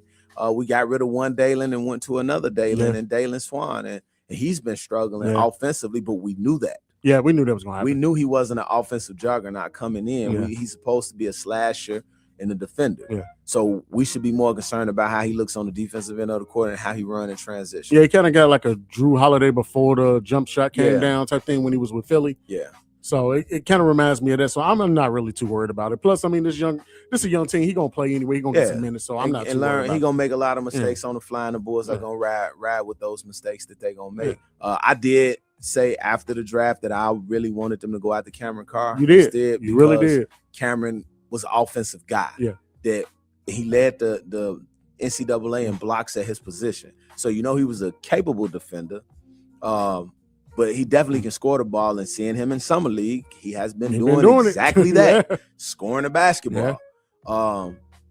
He can hoop. He should have. That would have been my selection if I was the GM. And I mean, I can understand you either go for the guy that's heavily offensive and Cameron Carr, the guy that's heavily defensive, and Dalen Swan. So the Bulls picked the lane to go with the defender. I still don't think in this day and age with this basketball, with the way basketball is played now, that you can pass up on a wing with that scoring potential, that athleticism, as well as the size that he is. And he, like I said, he's a capable defender. You just have to put him in a position where defense is a focus, where he's being held accountable to guard. And I'm not too, it's one of those, what the kids say, 6'7". Yeah. It's one of those here, there type situations where, you really couldn't, it's apples and oranges, So I'm hoping that Dalen is just going through the motions. But my biggest concern thus far my biggest takeaway hasn't been Caleb, because we saw what Caleb was able to do in his workout video. So we knew that he could score the basketball. He defends. He's a two-way player. They call him the little ticket already. Let's not get ahead of ourselves. I lied, Kevin Garnett. They call him a little ticket. Let's pump the brakes. Wait till he playing against those guys and not other guys that's like him. Let's wait till he play against those guys. Not even Dalen was struggling offensively because we knew he was a defensive guy coming in. But my concern is Noah Essingen. Yeah, big time. That's what my takeaway from the first 3 games. He went from starting to being a rotational player to now he's like the 7th or 8th guy off the bench in summer league. I don't know what the conversations are like. I do know that I watched one game and you could see him actually playing hard in spurts. He shied away a lot from contact and tried to use his length to defend as opposed to using his chest and walling up. I hope that the Bulls don't put him in a spot where they did like how they did Patrick Williams with trying to put Patrick Williams in as a power forward, and he never had the body to be a power forward. He's more of a small forward. We all knew that. Yeah, so you got him guarding guys that's bigger than him, stronger than him. As opposed to guarding guys that's just athletic, where he'll be able to actually do his thing defensively and not use up all his energy trying to guard. I hope the Bulls don't do the same thing with Noah and try to put him in as a 4 or 5. I do believe that he is a 3, one of those tall. He just grew like 3 inches over the summer. He's 6'11", but he's still frail. Yeah, he's still frail. Then he's coming off of an injury, and you don't want to just, we're gonna thrust him out there and put him in at that 4 position, and you looking up and now he guarding Karl Anthony Towns, he guarding Aaron Gordon, he in front of Julius Randle, and some of these other dudes that's really going to attack him and show that you're not strong enough.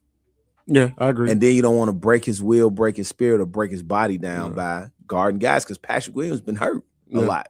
As much crap as we give him, the young man has pretty much been hurt a majority of his career. He's missed time. Yeah. Because he's playing out of position. Hopefully they don't do the same thing with Noah. Let him grow into his body. Let him get stronger. Let him the way they did Modest. Now we're going to let him develop a little bit physically first with him being so young before we put him out there and put him in front of guys that's bigger than him. Okay, that makes sense. I think that I'm very impressed with Caleb Wilson.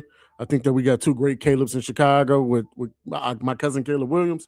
But I think that, that first game, putting up 35 points in his debut in Summer League. I know it's again Summer League, but the second highest ever in the debut. We're talking about he kept it going with another 19 and 5 blocks, and he don't quit defensively. He might make a mistake and turn the ball over, but he gonna go up and defend and get a block. The Wizards, again, another 19-point game, 8 rebounds. And then tonight against the Lakers, 21, 8 and 2. Yeah, they're not winning. Don't get me wrong, but I know it's Summer League and all these guys are young, and Thiago Splitter is figuring out adjustments and things of that nature. So we prepared for this as far as going into the Bulls season with a rebuild like Bryson Graham, that, this ain't going to be an overnight success thing. So I expected them to have some struggles in Summer League, but I just want the overall development to start happening, because I don't know if you remember this, but you probably do. From what was it, 2015, 2016, with the young Boston Celtics, when they first drafted Tatum and Brown and all of those guys, and they had veterans on the team like Kelly Olynyk and who else was on that team? Oh, of course, we just talked about Al Horford. Yeah, so they had a couple of veterans on their team, but they pretty much let the young guys develop. They had a young coach with Brad Stevens as well, so they, slowly but surely they turned the ship around, and then Boston was back in the mix. So I think the Bulls can do that too with this young team. But again, my biggest concern is Noah Essingen, because I do agree that he is playing out of position. And I think it's one of those things where I'm hoping that they don't try to put him in one of those things where, well, you was the old GMs and all those guys is guy. They picked you. We didn't pick you. So, we're going to say that we tried, but we really don't even want you here. So I'm hoping it doesn't turn into that because I'm hoping they give him a fair shot, especially like you said, since he wasn't healthy last year. So just give him a fair shot. Let's see where he goes because, again, the thing I love about this team is because everybody's so damn long and tall. Yeah. They all athletic. Really? It's great. They're all athletic. And they're young. And they can grow together. It kind of reminds me of Milwaukee when everybody was on the team, when Giannis was young, when everybody on the team was like 6'10" or something like that. Like, so it's one of those things. Or even sort of flashes of what OKC got rolling over there. Exactly. So, I just don't, again, I don't want them to give up on Noah because, again, we know it's a watch season. Let everybody develop and, get some time. So that's my biggest concern. But I do like the direction that they are headed because they finally chose a direction. Right. I think the next step in that direction going to be trading Josh Giddey. I agree. I don't think he's going to be a Bull anymore. I don't think it's going to be. I think they're going to try to give him to somebody who, who actually needs a point guard. Yeah. I wouldn't be surprised by the end of the All-Star break he wouldn't be here anymore. Yeah, him and Norman Powell. He seems the most logical to be traded. Norman, I don't know, man. We just got him, so I don't know where he's going. I think Norman is a placeholder for 2 or 3 second-round draft picks. Yeah. Why do we need that many more second-round draft picks, bro? Because we have how many already? Because the GM is a second-round guru. It doesn't make sense to me, bro. The GM is a second-round guru. You're not going to get a first-round draft. Second-round guru. We traded away both. That's why that's why they're going to do it again. Does that make him a guru? We heard his reason. He knew when to sell? We heard his reason and why, right? He knew when to sell. So if you can move Norman Powell and get 2 more second-round draft picks, second-round guru? Like, is bro wasting a full calendar year? I'm just saying, but he didn't think it was nothing there in the second round worth holding on to. You're right. I'm not going to dispute that part. You're totally right. But to sit there and say someone's a second-round guru, but you can't find somebody that you said everybody was just. That's what's on his resume. Who was that in New Orleans? He did get somebody in the second round when he was the GM in New Orleans. I'm drawing a blank on the team. I got to look at the roster. Yeah, he that's his claim to fame. That's on his resume. He's second-round guru. So, and I actually like the kid from Purdue, the point guard from Purdue that they drafted in the second round that they moved on from. I actually liked him. Yeah. I thought that he could be serviceable because he's from the Big Ten. He played on a program that knew how to win. Yeah. He was is an assist leader, an all-time assist at Purdue, right? Yeah. So he's a guy that's a willing passer. He can run an offense. He can run a pro-style offense because that's what you have to do in order to maintain Big Ten basketball. Yeah, you're right. So I thought that it was a good pick, especially because I believe they moving on from Josh Giddey, and he could have been your point guard to grow with your younger guys. Yeah. How are you so sure about that, though? That they're gonna move on from Josh Giddey? Mm-hmm. Because I don't think Josh Giddey has too much of a role in a rebuilding team with a bunch of rookies on there. Now with Josh, you're gonna have to pay Josh. Yeah. I mean, and if you pay Josh, you're gonna have to. Like, what do you mean, like a bunch of rookies? No, because but you looking forward to next year also. Yeah. All these guys are gonna be super young. Sure. Yeah. I mean, but like we just did absolve. We brought in Nick Claxton, veteran, Norman Powell, Nick veteran. Claxton, like what, 23? Right. He still got years in the league, bro. He do, but has he played winning basketball? That's not the question. I'm just saying he's been in the league. Like he's been a good, he can consider him a veteran. Right, 23-year-old veteran. Yeah, and that's just as bad as a 40-year-old virgin or old paid Patrick Williams. Or overpaid Patrick Williams. Exactly. We all know what it is, bro. Because he's about the same age and overpaid. Right. And I'm telling you, Norman Powell, I believe Norman Powell is a rental player. No, for sure, man. Yeah. He's only here for 2 years, and the second year, isn't it an option for somebody? Yeah, it's a play option. It's somebody's option. And that's why I believe that he's going to be trade bait because he's not expensive. The second year on his contract is a player option, so he has a very team friendly contract. I think for the start of it, we're going to see some fun ball.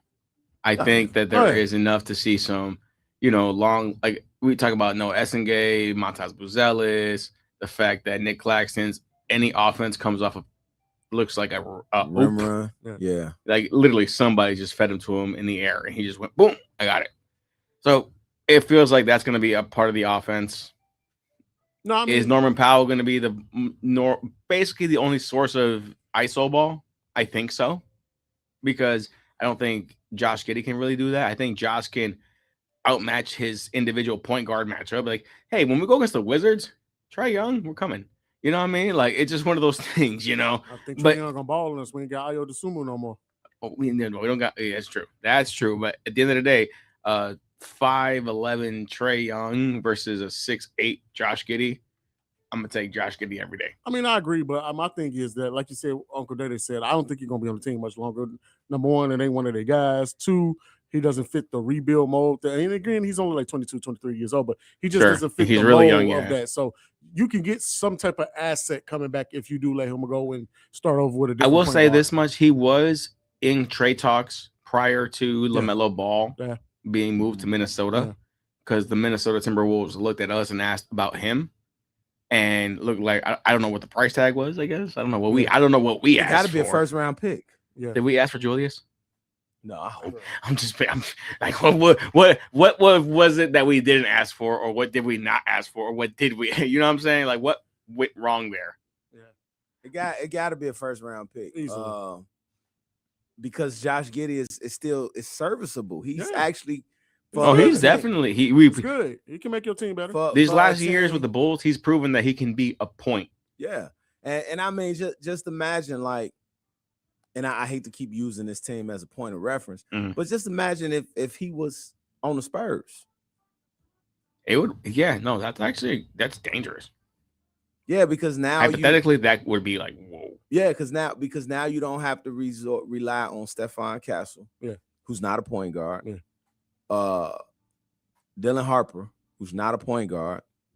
De'Aaron Fox is the closest thing you have to a point guard, but we see how how that played out. Yeah. Sorry, De'Aaron. At least you went to the finals. Yeah, and then Josh Giddey fits the mold of he want to get out in the open court and run, which is what they want to do. He can attack the basket, aggressive.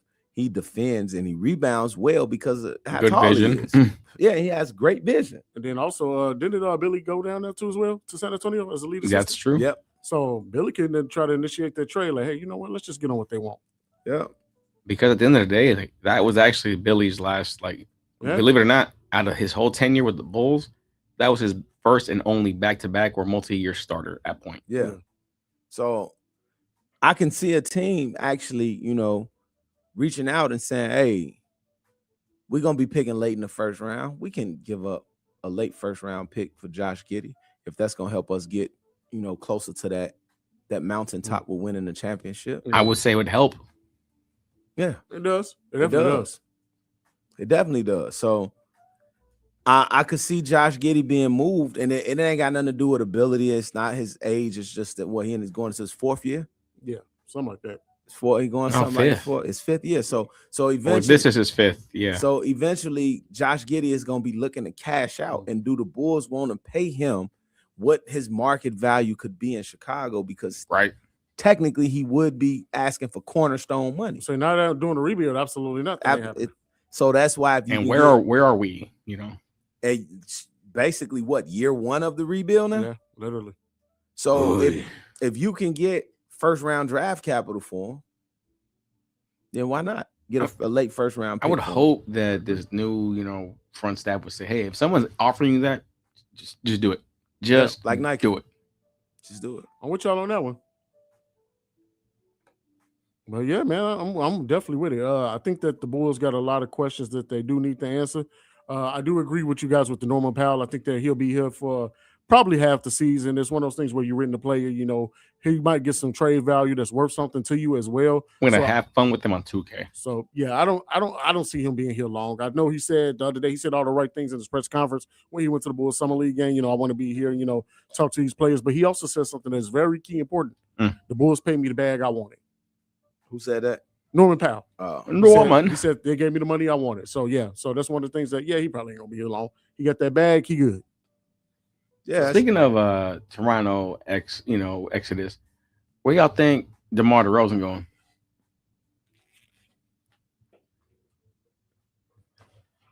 I guess I'm gonna ask you that just to you, buddy. And it's an interesting question because,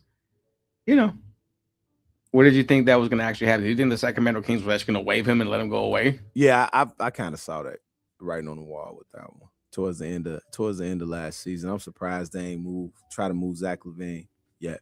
I mean, at the end of the haven't day, been fielding calls for him. I'm pretty happy that DeMar got out of there because it does give him a fair opportunity to really examine the landscape and see where he wants to go. But why is it just like Kawhi Leonard when it comes to the most logical destinations? I think if Kawhi don't leave LA, the Clippers would have been a solid option for DeMar. Because I know he want to go somewhere where he can compete to win. And if everything pan out for Kawhi in Toronto, DeMar he played in Toronto. He enjoyed Toronto. He might. I think that DeMar DeRozan, Kawhi Leonard, at least. DeMar has not shown to slow down, even in Sacramento. He's been quiet in Sacramento because, quite frankly, they're not doing much as a unit. But individually, his numbers have not, waned. Right. So, what is it? Only Toronto and San Antonio? Nah, I could see if LeBron don't go to Philly, I could see possibly there. Oh, I didn't even think about that. I could see possibly Philly. I could see possibly Boston also. And I mean, he might be one of those guys that, once that LeBron domino fall, if LeBron don't go to Golden State, he could be possibly one of those guys that go to the Warriors. You really think so? I mean, at this point, he's open. The world's his oyster. Yeah, and I mean, and the reason I say that is because once LeBron is off the board, the next serviceable guy that can get you a bucket will be DeMar. Oh, for sure. From the guard standpoint, from that guard standpoint.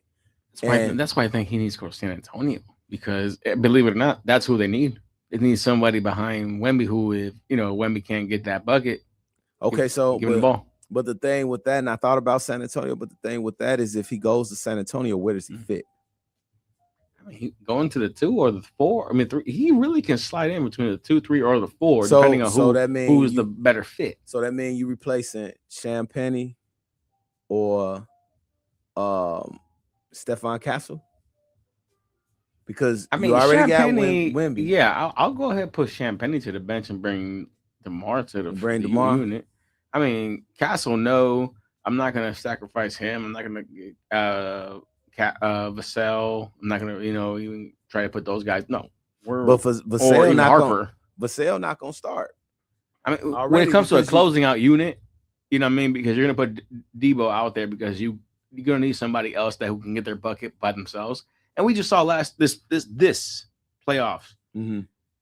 They needed somebody like that. They definitely needed somebody who actually can go out there and, think about it. We here as Bulls fans have seen what DeMar DeRozan can do an ISO game by himself, and be just a one-on-one island guy and actually still get his bucket and be frustrating. Absolutely. So if you bring that to the Spurs and allow Wemby to be just go over there, and if anything, the second the ball goes up, try to crash. Just try to crash. I'm not going to give you the ball. I promise you, I'm not going to let you shoot this. But the one thing you need to worry about is to just heal, on your toes a little bit, just so you can get that early sprint. You know what's going to happen. If I miss, I miss. But if not, they needed that guy. Right. So I think that's where the benefit of having a DeMar DeRozan go back to the San Antonio Spurs is a key. But you do take away from a lot from the young guys, though, if you do that. I mean, at the end of the day, you could let those guys still run the whole season. And it comes down to back to what I was talking about a little earlier with, the whole LeBron and the Sixers. Just wait till it comes to when it's real, clutch time. Real clutch time. I mean, hey, if you want to help me during the season, let's do it.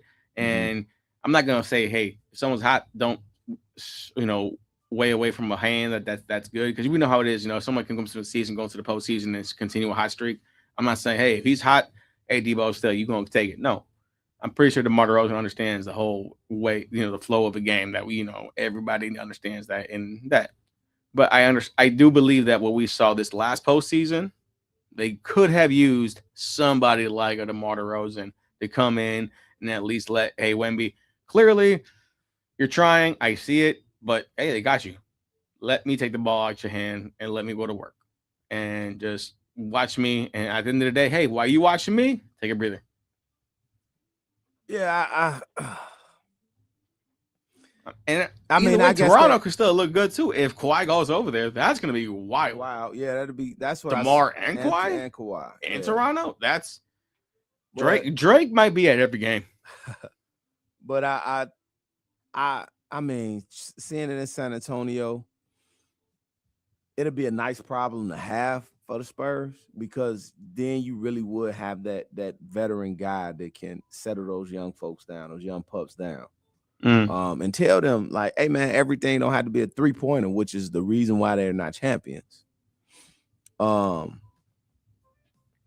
not gonna lie, I've thought about the possibility of DeMar going back to Toronto, and if this whole NBA investigation against Kawhi just dampers down and they allow him to go there, he has a season, and DeMar goes over there with, you got, was it Quickly, you have Jakob Poeltl, Scotty Barnes, RJ Barrett, and you still have other pieces that you can still add to it. I'm not gonna lie, the East is not that stacked. That could also usurp what happened right now with the world champion New York Knicks. Maybe. Yeah. Tell me why not. I mean, I can't say why not. I mean, it would be. DeMar. I think DeMar would fit in seamlessly over there. Only if Kawhi go. If Kawhi don't go, then I don't think it'd be worth his time. Oh, for sure. For sure. Like I said, this is all contingent on that. Yeah, he don't want to be Carmelo Anthony and be, the best guy on the team and can't seem to win. Oh, for sure. And then going back to Toronto just to be there for nostalgia act is not what DeMar's there. DeMar's still clearly trying to win the championship. And if him and Kawhi go back there, believe it or not, you actually have that. You have a shot in the East to go to the finals. And if you're asking me what happens there against San Antonio, what happens against the Thunder or whoever might be in the finals with them, that's a whole different conversation. But they might go to the finals. And yeah, and this, I mean, I think Philly got a void. If LeBron don't go there, that he can help fill that void in Philly. I definitely, like I said, to him in Toronto with Kawhi. It looks like that was going to happen, but we'll see what happens with DeMar. We'll see. We absolutely will see. Absolutely. Hey man, I want to give a quick shout out to Ryan, man. We've been texting back and forth. So if y'all have you? Yeah. So if y'all watching the Facebook Live right now, y'all keep seeing look down. I'm texting with Ryan James because I did text him and bother him and asked him. You told him about me, didn't you? Nah, I asked him where did he think LeBron was going. What did he say? Cleveland. Really? That's what he said. Cleveland. He said that he gonna go over there with the young guys and try to win. I just don't see it, man. James Harden, like I said, dribbled 18 seconds off of the shot clock. LeBron not gonna watch that. It sounds good on paper, but when you find out the paper is not the hardwood, it's a whole different conversation. I mean, the paper did come from. I mean, but you know what I mean by that, Coach. Yeah. But at the end of the day, I mean, it would. If me as a poet, as a purist, I would love to see LeBron go back to Cleveland simply because end it where it starts. You're the Cleveland kid. It would just be poetic, it'd be nice. Yeah. The same way Dwayne Wade went back to Miami when it all was said and done, Sure. I mean, we don't talk about number 9 in Cleveland. You know what I mean? We still talk Derrick Rose when he was. Yep, exactly. Derrick got quite a few jerseys, but we really only talk about what? Chicago, New York, and Minnesota. Yeah, right. Now we don't talk about Detroit. We don't talk about Cleveland. He was in Detroit for a minute, but we still don't talk about it. Yeah. I'm being funny there. I'm being facetious. But at the end of the day, I'm trying to get that. But I'm sorry. Yeah, so T-Dub bailed out on him. I don't know where T-Dub went. He had a phone call. Man, he better get off of the phone so we can get into. I was gonna say yes or no. It's coming up, isn't it? So we can get into yes or no. See, this is when I'm about to text Ryan and be like, I need you here to introduce yes or no, bro, because T-Dub playing. How about we just get right into it then? All right, bet. Yeah, let me get the music. And ladies and gentlemen, I mean, I tried, it just doesn't feel right. No. Introducing the hottest sports segment in all of sports talk radio. Turbine, take us away.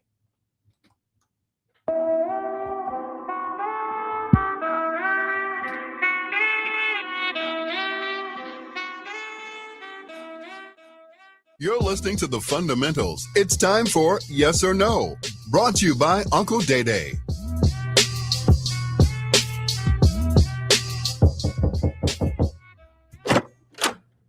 Yo, this your boy Uncle Day Day, Chicago favorite uncle, back in the building once again on Friday with another installment of Yes or No.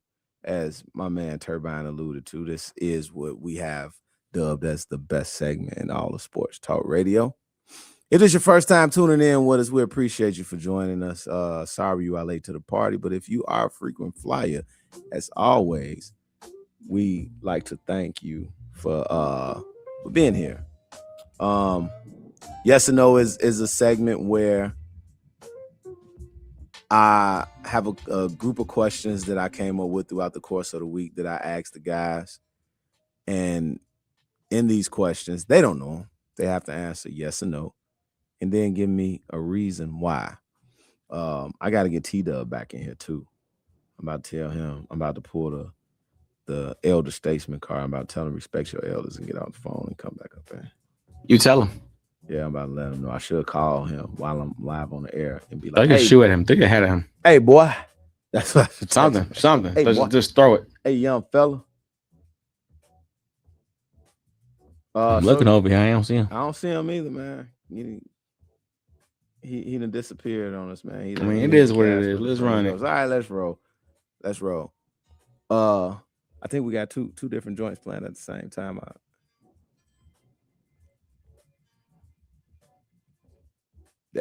Wrong. No. You got it, DJ. Hey, shout out to New York with this one right here. All right. I don't think you was here for this conversation, this part of the conversation. So I can start with this one. Fill me in. The Bulls are off to a slow start in the summer league. Caleb Wilson, not to be confused with the one Caleb Williams that is a Bear, has looked great despite the struggles of the team.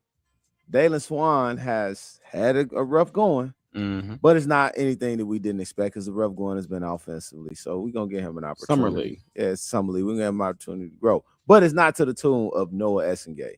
Noah started the summer in the starting lineup, only to end up being like the 7th or 8th man off the bench over the last few games. So my question, yes or no, Noah struggles as a sophomore in summer league is concerning. I'm going to go with no. It's still summer league.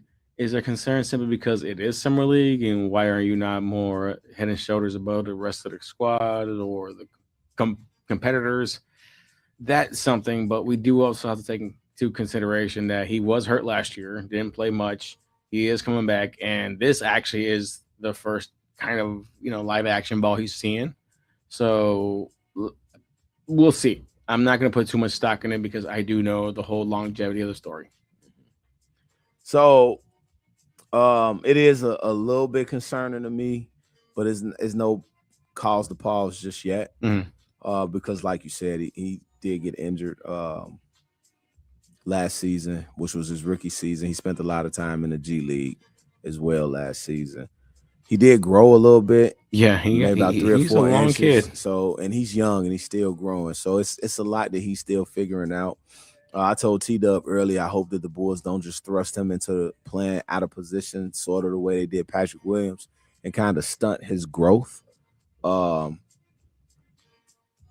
I am just a tad bit concerned about, the actual results on the court, because you would like to see him dominate against players as green as he is, because although he didn't play, being there and having the year one length experience is just enough to help Noah be at least a basic defender. That's a long defender. He clearly has length and but he's wiry though, and I believe sure. that the injury kind of prevented him from really working out, but he still has been having professional, not pro style, but actual professional workouts for a whole basketball season already. So I still do believe that in the summer league you should see more than just flashes of brilliance.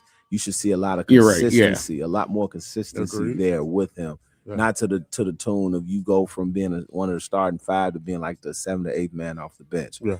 That's a little concerning to me. Agreed. So and we're not there. So I don't know if it's like T-Dub alluded to earlier, if it's because he's an old regime guy or if it's just that Tiago Splitter is not liking what he's seeing from him. So I really hope it's not that. Like I really don't hope it's just a simple, hey, you're a holdover. But it's to me, I would hope that you look at this scenario and say, hey, I'm not walking in with 2 first-round picks. I'm walking in with 3 first-round picks because last year's first-round pick didn't play. And if you look at the measurables and what he did in the Euro leagues, where does this not help us out right now? And, hey, we're going to a youth movement, so he can be a part of this youth movement. And he doesn't look like 19, a player that I would not take. Like 19, 20 years old. So I would look at him and be like, hey, this is a guy that I'm not going to just completely write off just this quick. Right. Absolutely. Brother Wall commenting again. He said he's 6'10", 170 pounds. 6'10", I think he's a little taller than 6'10", but he's 6'11". 6'10", 170 pounds. That mean that me personally, right? And you can say that I'm fat, but I'm not. I'm, big boned. I'm solid. I'm stocky. That's what I'm gonna say to myself in my head. But I outweigh him by like 40 pounds. That's crazy. At 5'9". But his highest point, you can't block that shot. Yeah, I think I'm in the same boat, about 30 to 40 pounds heavier. Yeah.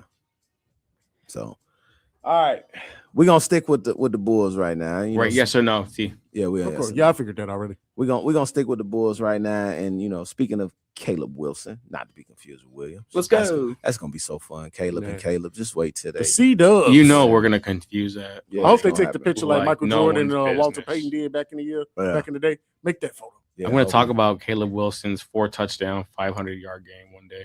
Right, you definitely gonna be like Arthur is. No, it's gonna be. I hope not. Let's leave that guy. Let him be here with Kendall. Listen to Uncle Day. Let him be here with Kendall. Listen. Shout out to Kendall Moore. Let Arthur be with Kendall. All right. Speaking of Caleb. Wow. Go ahead, Speaking bro. of Caleb Wilson, one of the knocks on drafting him was his shooting ability. Mm-hmm. It was a question of how well he could actually shoot the ball from the perimeter. Only for him to go 7 for 11 from 3 in his first summer league game, hushing up some of the critics. This was a surprise to me because before his injury in North Carolina, we really didn't see him shoot the ball much. Yeah. So we saw the videos, but as a professional, we can get Shaq in the gym with nobody guarding him, and Shaq gonna be knocking down shots. We know Shaq not a shooter. So to see him actually doing it against live defense was kind of impressive to me. So my question, it's a 2-part. Mm-hmm. Yes or no, if Caleb does maintain shooting well from the 3-point line, not only will he be the best player in his draft, but he will be Rookie of the Year. Yes. And here's why I say this. Because of the fact is, to me, he's going to get the most playing time because of the fact is the Bulls are so young and he'll be a starter. Mm-hmm. So if he can potentially be a consistent scorer, like you just said a second ago, being consistent with it, I think he has a legitimate shot. Because right now, I think the odds are that he's on ESPN's rankings, I think he's number 4 and Rookie of the Year, possibly winning that position. Think so. So, I think it's one of those things that if the jump shot goes down, if he stays consistent with his scoring, one of those things where you can't have a good day this day and then you go tremendously down because it's also still a popularity vote. So I think that if he has some type of consistency and hitting that jump shot, by far, he'll be Rookie of the Year. We asking what again? Rookie of the Year? 2-part. Will he be Rookie of the Year? And if he can maintain shooting well from the 3, will he be the best player in this draft class as well as Rookie of the Year? Absolutely. No question about it. I mean, if he's Rookie of the Year, isn't that best player in the draft class? Not necessarily. No, he's like going forward. Yeah, going forward, period. I mean, I personally think that he's set up for a very good opportunity in front of him because there's not much in front to really negate. Noah Essengate is not going to be the guy to stop him. So it's pretty much Caleb Wilson or bust here. But, next year and the year preceding, we'll see what happens when what comes in. But right now, it seems that Caleb Wilson has the opportunity to be. You ask me, Derrick Rose, why not? Oh, okay. Yeah. Why not? Why can't he be the rookie of the year? I like that. I like it too. At the end of the day, I think this team. I know you say we have a rental Noah Norman Powell is. I mean, with that thinking, is Nick Claxton also rental? No. I think Nick Claxton is going to be around. I don't think he's going to be the Bulls' starting center the whole time he's here, but I do believe he's going to be around for a while. I think it's one of those things. But where Giddey's still in a rental. Yeah, and I'm not going to say that Giddey is a rental. I just think that Giddey is going to be a salary cap casualty because they're not going to want to invest that kind of money in him when you eventually going to have to extend Caleb. And you hope to be extending you still Swan got as 2 years on them, but we'll see what happens. Yeah, but you can hold on to this year, and then next year we'll figure that out. Yeah, and that's why I said it. Well, they don't want to do what Giddey what they did with Caruso and hold on to him too long in his draft and his trade value go down. Yeah. So if you get somebody that's offering a late first rounder and you're in full rebuild mode for a guy that in a year or two you're going to have to pay. And we'll see, because for all we know, in that year, Josh Giddey could look like, that point guard that they need. Well, if he do, then you have to figure out. At this point, he hasn't looked bad. Let's be honest. He hasn't looked like he's underplayed. The scenario around him has not been conducive. But in the words of the great Charles Barkley, it's not hard to be the best player on a bad team. Yeah. Exactly, Levine. Yeah. Exactly. Bingo. Exactly, Levine. He was great, guys. Exactly. So from a delusional Bulls fan. Yeah. Hi. So he still didn't answer your question. He did. He said Derrick Rose. He said, why can't he be Derrick Rose? Okay, my fault. So my take on it, if he do maintain shooting well, so if he's consistent from with his outside jump shot, the way we've seen him defend and he rebounds well, I don't see why he wouldn't be rookie of the year. The kid in Washington, AJ DeBoncia, I think I said his name right. Finally, I think so. I can't. I'm not even trying. I do believe that he's gonna have a shot at winning rookie of the year because Washington is gonna get over themselves and thinking that they are in competing mode. They might be the biggest seller come the trade deadline. Yeah, but I ain't gonna be on this team no longer. AD not gonna be on that team much longer. They just signed Trae Young. Nobody else is gonna match that money that they gave Trae Young. So Trae Young will be there. But I do see AJ being, that guy in Washington going forward. That's gonna be a fun team to watch this year. Absolutely. I don't know what's gonna happen, but it's gonna be must-see TV. Train wreck. What's that meme? Sometimes good, sometimes you never know. Right. We're not going that far. Right. So yeah, I do think he has the potential to be rookie of the year and the best player. I believe that consistent outside shot to put him over the hump. Yeah, agree. Because he'd be the best player in this draft for sure. And I think as much as I hate to say, as much as it pains me to say this, I do think Cameron Boozer is probably going to be the second best player. I do second agree. Best pro in this league. I mean, in this draft. Yeah. Let's ask Taj Gibson. And you know what's crazy? Honestly, this draft class, the way the first 4 or 5 pull up, really you can talk about the first 10. It kind of reminds me of that, and I hate to say it because it's so early, but at the same time, that 03 draft class, because you had so much potential going in. The only sure thing that you knew of for sure was LeBron and Carmelo. Yeah. But other than that, everything and was we like, weren't even sure about that because Carmelo went third behind Darko Milicic. Exactly. So it's one of those things where we knew we had a guarantee for sure with the chosen one thing. But at the same time, it's just like that draft was a great draft. And I look at this same draft with some of these players that's in here, like the potential is unlimited, especially since they all around 19 to 20. Yeah. Yeah, absolutely. Do you remember when Darko Milicic was 19 years old? It's before a long time, guys. Yeah. Beepers were still a thing. We're going to talk about Bruno. Well, technically, he got a ring, so. He did with Detroit. And he was one of the first to do it before all those other guys. That's true. That's true. So we're going to stick with Carmelo. Golly. We're going to stick Denver with didn't want you. New York didn't want you. You ain't even the king of New York no more. Denver did want you ain't the king of the Olympics. Like, dang, both of your ex-teams got chips. And now you're just a jag. You ain't the king of the Olympics no more. Just another guy. Yeah. He should have been Carmelo. He should have been rookie of the year. Yeah. He definitely should have been. Should have been. He had the better stats. I'm not going to argue that. Should have been rookie of the year. We've talked about this, guys. And he's not even the most recognizable Melo in the world right now. Nope. That part too. Is LaMelo. Driving record. Ain't he a good dad? He is a great dad. Yeah. His son can hoop. Yeah, he going to Syracuse. Syracuse. Right? His son go to Syracuse. Yeah. His son can hoop. All right, we're gonna stick with basketball a little bit. Stick with the NBA.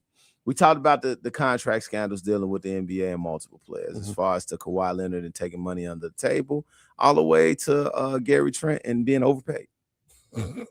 Go figure. Crazy. We're gonna investigate Gary Trent. Man, I need somebody to overpay me. Yeah. Man, it's gonna hold $1. No, right. No, I can't. Let me hold $1, cuz. But yeah, this is a black eye. You're gonna get investigated now, and it can raise questions about the integrity of the game. We do know for the last few years, sports have had issues with players and actually gambling, betting on games. Yeah. So my question is, yes or no? Is paying players under the table as bad as betting on games? That is a great question. Wow. I would say yes. And the reason why I say that is because of the fact that it's going against league regulations and team regulations. And if you get caught doing it, that means who else isn't doing it? So now you got to investigate other teams for doing this stuff. Now you got to put a whole standard in for, hey, this is why you shouldn't do this. And it's just one of those things where if you do it for one player, it's going to open up the possibilities for it to be league-wide. You want to, what's the saying? You want to stop the fire before it spreads. So I agree. I think it is up there with betting on games for sure. One more time. The scandals that the NBA going through with paying players under the table, is that as bad as betting on games? What the player did? Yeah, betting on the players betting on the games. The whole question was what's worse, what they did or what we're doing? No, we talked about the contract scandals with the NBA and multiple players. This is a black eye to the league. Talking about like Michael Beasley? Yeah. It raises questions about the integrity of the game. Sure. We also know the last few years sports have had issues with players and betting on games. So yes or no, is paying players under the table as bad as players betting on games? Oh, okay. Oh. Great question. I know, right? You know, oh my God, because I can see the evils on both. Like I just don't know which one's worse.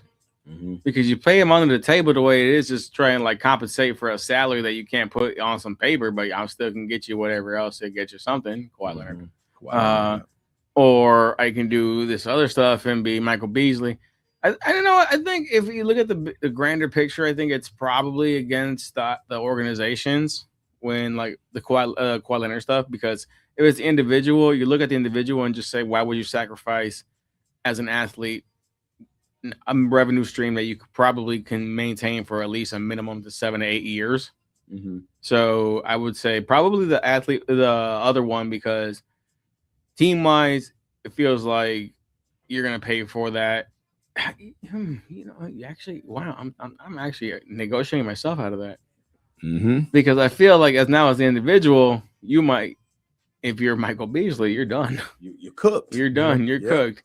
But if the Clippers get done, they just get a couple slaps on the wrist, probably a couple fines, maybe sacrifice a couple first, second round picks, and we move on to tomorrow. But see, that's what I said. It's just as bad as both. I think both of them puts, like you said, the word a black eye on the league. So I think they're even. Put this in front. Oh my God. I think that they're both even. I think it's just a bad look, because if one team is doing it, it sets the precedence for another team to possibly do something like this. And again, with the gambling thing, like they tried to make this a beginning, because both suck. A bad like, issue. Both are bad. That's what I'm saying. But that's what I think is equal. Because remember, was it OJ Mayo when he started doing it? And they was like, banned from the league. We setting the tone right now. This is not going to fly. Yeah, not knowing that. What's his name, little brother. And your question was, which one was worse? Yeah, I think it's equal. I think it's equal. In what stance? Like, is it worse for the organization, or is it worse for the individual, just or is it just all ugly? For the game period. See, my take on it is, I still believe that players actually betting on their craft will be worse than organizations or teams trying to pay players under the table. And the reason why is because if you're betting on games, it's gonna compromise morally integrity and more the game's integrity to the fans, because now if you betting on games, it becomes scripted. So now it's like we watching wrestling. Yeah, that's true. Hey, watch your mouth. I mean, we know wrestling. We know wrestling is scripted. We know it is. They are still some of the most real. They still some of the most impressive athletes on the face of this earth. Oh, absolutely. I don't care what nobody say. That soul snatcher that young lady do, Soul Ruka do, is probably by far the most athletic thing I've seen a person do. I was watching some dude. What's his name? That's on the tag team, the flipping dude. I call him Flip Wilson. Call him Flip Fraction. Wilson. Yeah, that him. Man, Fraction. Mm-hmm. Yeah, that's another. He was dude doing stuff like Power Rangers or something. That was crazy. And then the dude who just with the Street Profits, the dude that's married to Lash Trick Wills. No, I mean Montez Ford. There we go. The guy that, like, this dude is like 6'8" and he jumps out of the ring and flips, bro. That's They have some of the best athletes in the world in wrestling. Well, we got a scoreboard update. I want to just pause for a quick second. Brother Wall keeping us updated. The Timberwolves and Clippers are in the shootout on ESPN. They are now in overtime tied 115 to 115. It's a 2-minute overtime. They're about to get ready to start any moment now. Summer League. We're at Summer By the way, League. the Cubs lost 5-2. Oh, Pope, baby bear. It is what it is. We'll be back at it tomorrow, guys. Yeah. We'll be back at it tomorrow, Northsiders. Yep, you know it. So, but yeah, I do think that it's more that integrity with betting on your craft is worse, because now the fans don't know what's real and what's not. Yeah. So I did shout out to Alicia Gray, because she had a fan come at her calling her all type of names about them and missing her parlay, and her response was, "I don't give a damn about your parlay. I'm glad you failed. I'm glad you missed it. Right. Who cares? Yeah. That ain't got nothing to do with shout them. out to Alicia Gray. So. Got next on yes or no. Player silhouette. Dun dun dun dun. I'm gonna see if y'all can how Turbine likes this one. Player silhouette, you said? Player silhouette. If it's the same person from last time, I swear, get more original.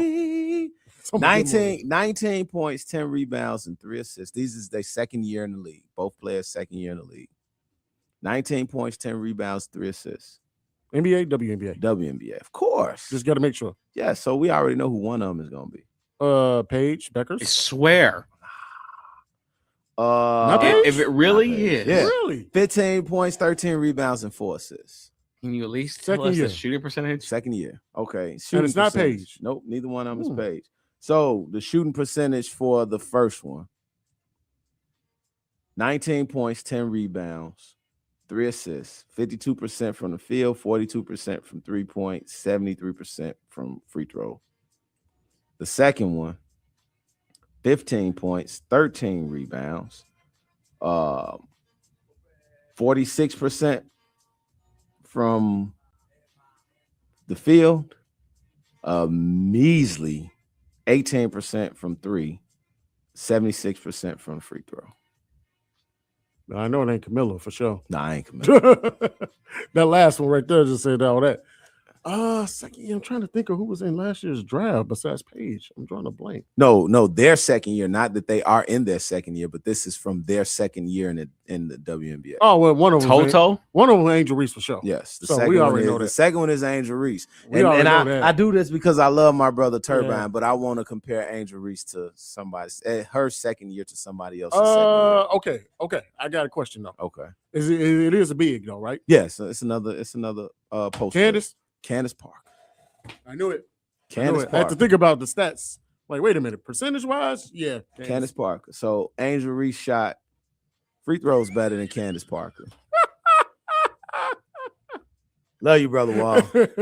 Love you, brother Wall. This is something that I can get behind right here, brother Wall. Let's go, Sky. Angel Reese had a better free throw percentage and a real close field goal percentage as Candace Parker in her second season. And remember, Candace Parker, first year she won MVP and Rookie of the Year. That's true, she did. Her first year. She did. So I'm just saying, Turbine, it might not look aesthetically pleasing, my brother, but it's effective. Men lie, women lie. Numbers don't. So Speaking of WNBA, next weekend is All-Star Weekend, and it is right here in Chicago once again. Which makes me so mad that we ain't got no All-Stars. And the Chicago Sky don't have a single All-Star. That's so crazy. Meaning there will be no host team representation. Yeah. At all. That sucks. So my question to the guys, yes or no? The Chicago Sky should be concerned that in year 3, Camila Cardoso has yet to make an All-Star appearance. No. And the reason why I say that is because of the fact is that her first year, she had a lot of injuries, unfortunately. So she missed a significant amount of time the first year. She never really got her feet under her. Second year, you clearly saw that her and Angel weren't going to work out on the court together. They games were too similar. They were doing some of the same thing. And then half those rebounds that Angel was getting were some of the ones that Camilla was trying to get too. Mm-hmm. So one of them had to go, and it was Angel. Mm-hmm. This year, Camilla has been having a great season, and her passing ability, which I did not realize was really good until these last, like, let's say maybe 2 weeks, that she has a really good passing percentage. And so it's one of those things where I think that she will be next year, but it's one of those things, again, where the Sky are lacking so many things that they need offensively, whether that's the point guard issue. I think they got it okay with Skylar, but if Rakia Jackson was playing, I think not only Rakia would have made it, but Camilla would have made it as well, because they just played so well with each other that first game that you can see that if you keep it consistent, you're going to be fine. And Skylar's going to get the ball to them. So I think that, unfortunately, the injuries overall on the team made her not be at the level where she needs to be this season. But I think next season, for sure, she'll be there. Tell everybody what you think, brother. Why do you keep bringing her up to me? Well, I knew it was coming. He asked a whole different question, man. Why? He just asked a whole different question. It's because I love you, dog. What's the question again? Should the Sky? I just have to ask at this point. My stance does not change. Should the Sky be concerned with Camila Cardoso in her 3rd season has yet to be an All-Star? No, not at all, because this is clearly her first year actually getting an opportunity, because somebody else would take just ridiculous shots and horrible footwork and just throw it up and just catch it and just play, lollipops by themselves and just really stagnate in offense. And Camila Cardoso was just sitting there for a good part. She looked good, but she was just sitting there for a good chance of it. But so technically, this is her first actual full season of really, really getting to actually spread her wings. So she deserves more than just this season to try and actually expand that. So if we're going to write her off, no, because if we want to remember that draft, who was number 3, who was number 7, who was on team number 2, who's still on the team number 1. Who also got 3 All-Star appearances and who don't? It's true. You don't want to talk about that with me, buddy. What Titus just say? Men lie, women lie, numbers don't. Yeah, I think she's a heck of a marketer. I'm just saying, it might not look aesthetically pleasing. Hey, she putting up double-doubles tonight. I mean, you're gonna be an All-Star. But it's effective. Now, to answer that question, they winning games. They are. No, they're not. They actually were on a 7, 8 game losing streak. They won 2 or 3 in the last 5. That's fine. Okay. They're getting it back together. They're not. So no, they are. Angel Reese Reese was in a walking boot too. Yeah. What? She was in a walking boot. She was hurt. Was it at least aesthetically pleasing? Hey, I mean, injuries. Because that's all that matters, or her. So as long as it's aesthetically pleasing. To answer, does it look good? Does this outfit look good? Do these numbers look good? Don't look at the percentages, but does my 12 and 12 look decent? I just seen another comment from Butterwall, so we got to comment on this one. Skylar is hurting the Sky. Coach benched her, and now her knee is hurt. So her knee was already hurting, Brother Wall, and she was trying to play through it.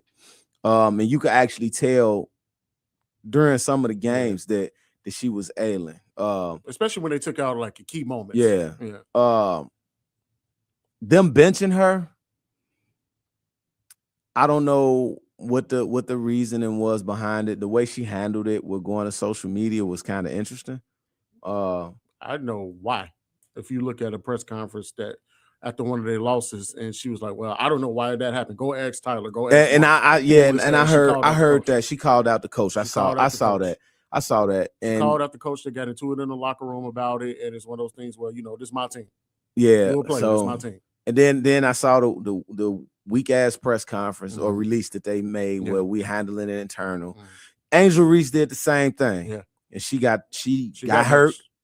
She got hurt. She got suspended, then was injured, and then was traded. So that happens. I was at the game tonight, and the fans were yelling, "Skylar, we need you. Skylar, we need you." And she turned around and mouthed, "I'm trying." So, how much? That's more than Angel did. How much she really mean by that is one thing. And I also disagree, Brother Wall. She ain't washed. Nowhere near. She's not washed. She was playing great all season. She was. She kept them in most of the games. She's definitely way more serviceable at this juncture in her career than what Courtney Vandersloot is. And I love Vandersloot. I love her. I just needed to make threes. That's it. And Vandersloot, she can handle. She can play still, but she not at the level that Skylar is. Nowhere near. Yeah. What you got next, brother? But to answer the question, I do think it's concerning that Camila is not an all-star in the third season. Not because of what's been around her, but because of her output. She has not averaged a double-double yet. And even when Angel, you want me to answer that? Even when Angel went down, and Camila was there. I've still seen flashes of Camila that she should be dominating, and she's not.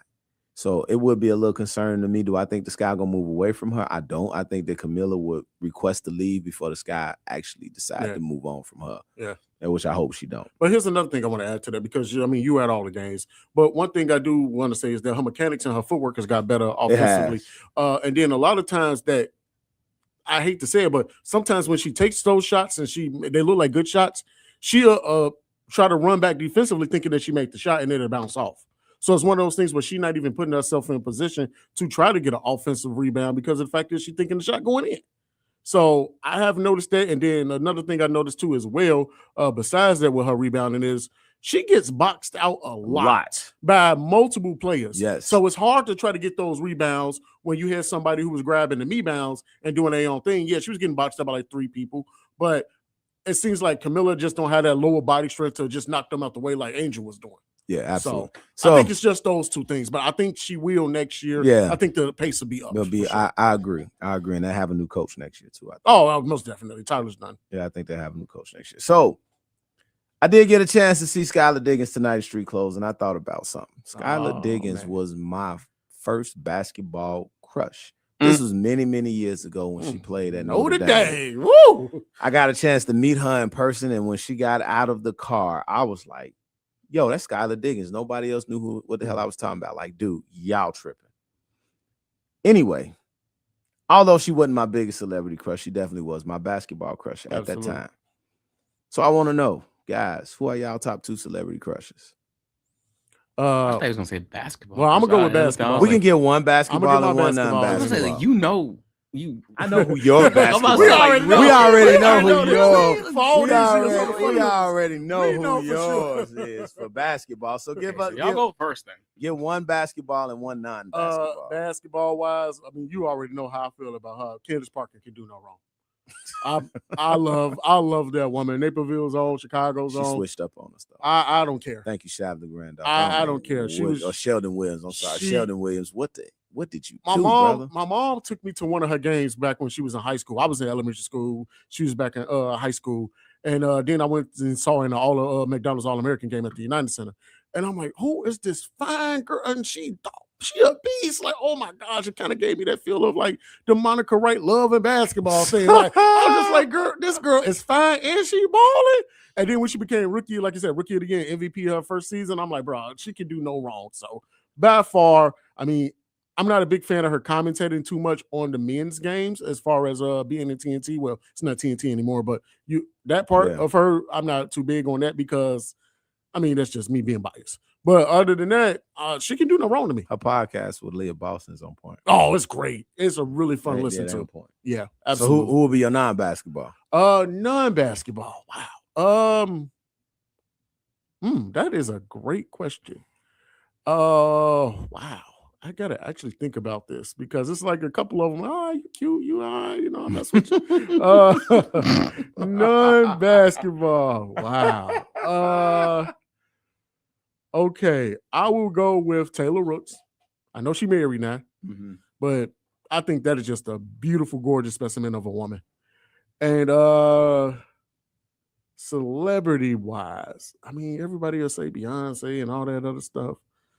Halle Berry, stuff like that. No, you know what? I'm going to go and make our little brother mad on the show. I know who it is now. Okay, who is it? Savannah James. She loyal and she fine. And she ain't aged a day. You know what? Savannah James. She ain't aged a day. She loyal, she fine, she ain't aged a day. She done got 3 kids and still looking good. Oh my God. Absolutely. Okay. Savannah. All right. Yeah. All right, Turbine. You who we know Kelsey Plum is your basketball. She can make me thirsty any day, and that's Savannah does it. Woo! Oh my God. You got that one right, Uncle. we know Kelsey Plum is yours. Yeah. So who is your non-basketball celebrity crush? I ain't gonna lie. I don't know if I got one. I mean, my old celebrity crush has honestly aged out. And that's, I ain't gonna lie to y'all. That was Kim Kardashian, and at this point, life has. Whoa! I don't care what you want defender, buddy. I used to, man. Not. Hey, 23-year-old Arturo would have been right there with you, buddy. But no, life changed. So do we need to find the song? I hit it first. We need to go there. There's just a lot behind it. It is a lot, but you know what I'm saying. That line is long behind. But that's not, as I said, that's the vice she used to be. But I would say aged out is like, used to be. Yeah, just. But now I don't. She's a female version of Space Is there Mountain. somebody? I'm thinking right now. Is there somebody that? Oh my goodness! Wow, Kim Kardashian. You know who? I ain't gonna lie. Just little one. Aubrey Plaza. Okay. Aubrey Plaza, yeah. I saw her in Agatha All Along playing Death, and then what she did in Brooklyn Nine-Nine. Yeah. Yeah, why not? Why not? Okay. So there you go. I'm sorry, it's not as crazy, but yeah. That's a good one, though. She's fine. Yeah. And I'm eyes. I think I did Kim Kardashian a disservice there, but either way, I it can't is what believe it you is. said that. What do you want me to do, bro? It's not the mid 2000s anymore. It's not even that. It's the who keeps up with them. It don't. Everybody still. It's the fact that she was. It's like, bruh. I'd rather you said Violet Myers or something. Yikes. That's a different. She said celebrity. That is like ED's E-list and going downwards, buddy. Yikes. He was asking for an actual celebrity. Kim Kardashian, bro. You don't get a pass for this, bro. What? This is a sports show. Yeah. Let's go back to sports. Hey, she got enough behind her. She got a team. I mean, she's had associations with the Saints, the Brooklyn Nets, the Uncle Daddy. Help me here. Yep, Chris Kardashian, Chris Humphries. Was help me with the next question. Oh, okay, my bad. That's the Bush. last one. Yeah, Reggie Bush. Was it 50 Cent at one time? Oh my Nick God. Cannon. So yeah, let me save you. Let me save bring you. this back. Bring this back on track. Let me save you. I got so many other people. My basketball one now is the original Miss Parker. Oh yeah, Cheyenne Parker. Yeah. I hate to say Tyus at the end of it. She's Cheyenne Parker Tyus now. When she played here in Chicago, the Sky had an event that I went to, and I got a chance to stand in front of this woman, and she had on some fitted jeans, and Lord have mercy. I told her then, I said, look, I'm gonna be honest with you. I don't climb trees. What color were shorts? But I did. She had on pants. She had on pants. I was like, I don't climb trees, but whoo, Lord. Make an exception today. I sure would. Like I figure out a way. Call me Michael Jackson. I figure out a way. My non-basketball one. You said Kim Kardashian. I ain't trying to hear nothing from you. I disowned her. So my non-basketball one is you know what? I'm gonna leave that alone. It's kind of a 1A, 1B type situation with Jill Scott. It's just something about Jill Scott still to this day. Jill Scott, yeah, she dope.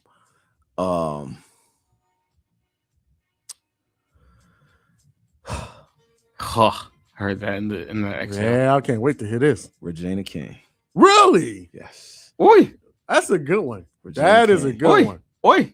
Yeah, that is a good one. What was the movie she was in? Playing the stripper Last Holiday or something, or The Best Man or whatever. Mm-hmm. Yeah, I can see why you say that from that movie. Regina King. I'm just thinking Boondocks now.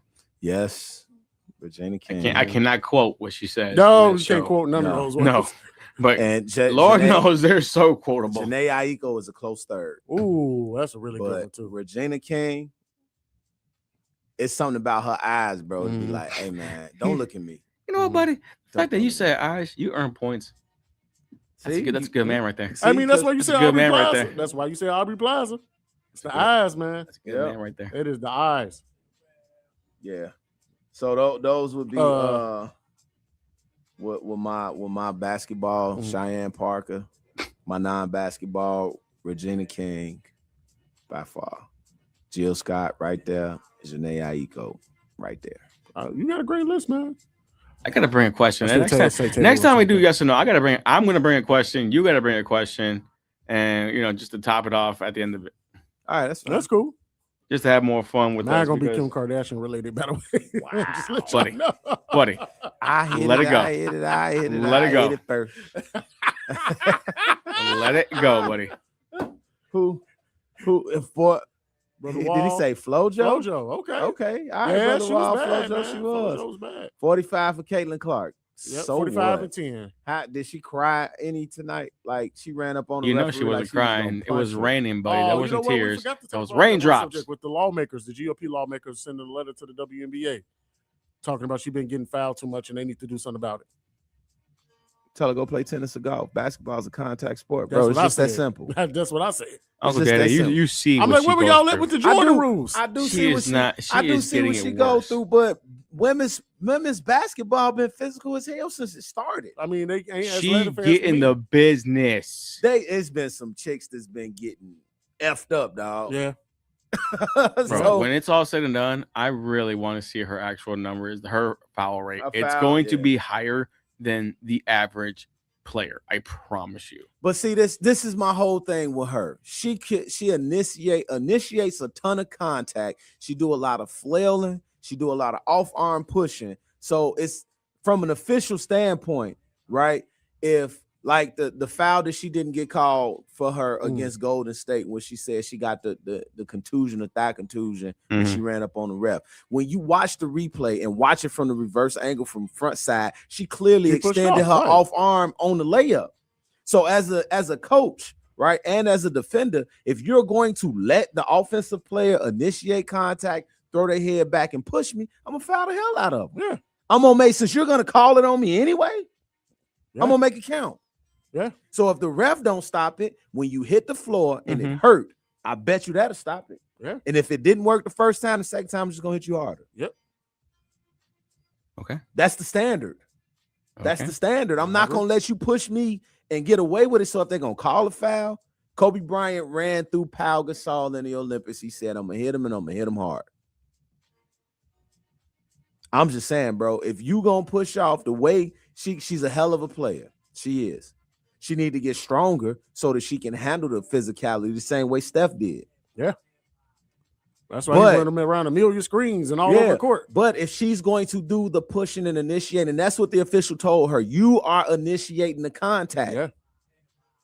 So What if do you you're think I'ma going do? to initiate the contact, you're gonna have to expect to get the contact back. Literally. It's a physical sport. It's a physical sport. Mm-hmm. That's all I got to say about it. I agree. No disrespect to Caitlin. I think she's an amazing talent. Oh, yeah. She helped push the needle, move the needle in the WNBA. She can play basketball. The young woman can play basketball. But there's other women out there that's getting their ass whooped just like she is. Yeah, you ain't lying.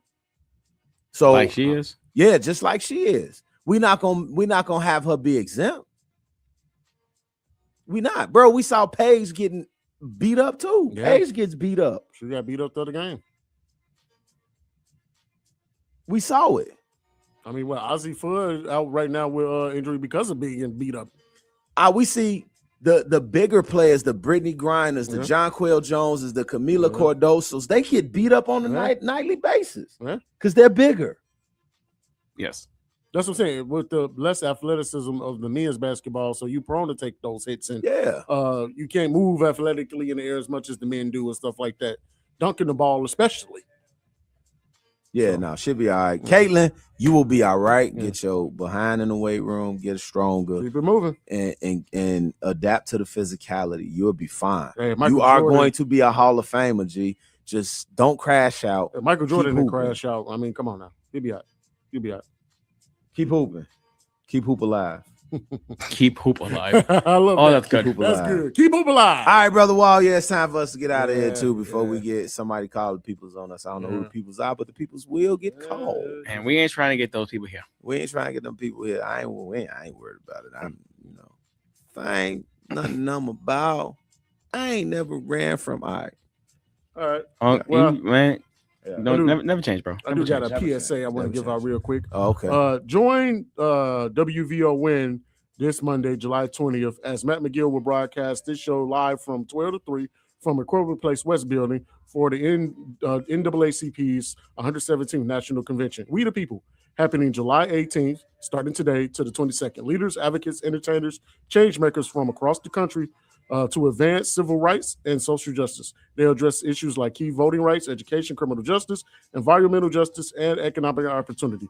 The convention includes Governor J.B. Pritzker, Mayor Brandon Johnson, Senator Dick Durbin, Morris Chestnut, Billy Porter, Don Lemon, Jamel Hill, Malcolm D. Lee, Jabari Banks, G. Herbo, and Reverend Otis Moss. To register, visit NAACP.org/thehub. That's NAACP.org/thehub. All right, with that being said, it's going to be this edition of the Fundamentals for this Friday evening, Saturday afternoon, morning, whatever you want to call it. Right. Whenever you indulge to this program, because, hey, why not? Just take it with you on the weekend with you. You know what? Absolutely. Great way to start the weekend. Yep. Much love and respect to everybody. My name is DJ Turbine, and these fine gentlemen. I am Titus T. Dale Williams. Yeah. I love you, Kim K. Yeah, this your boy Uncle Daddy, Chicago love your favorite uncle. And as always, we end the show. 1, 2, 3. Kim K for president. Angel Reese is an all-star.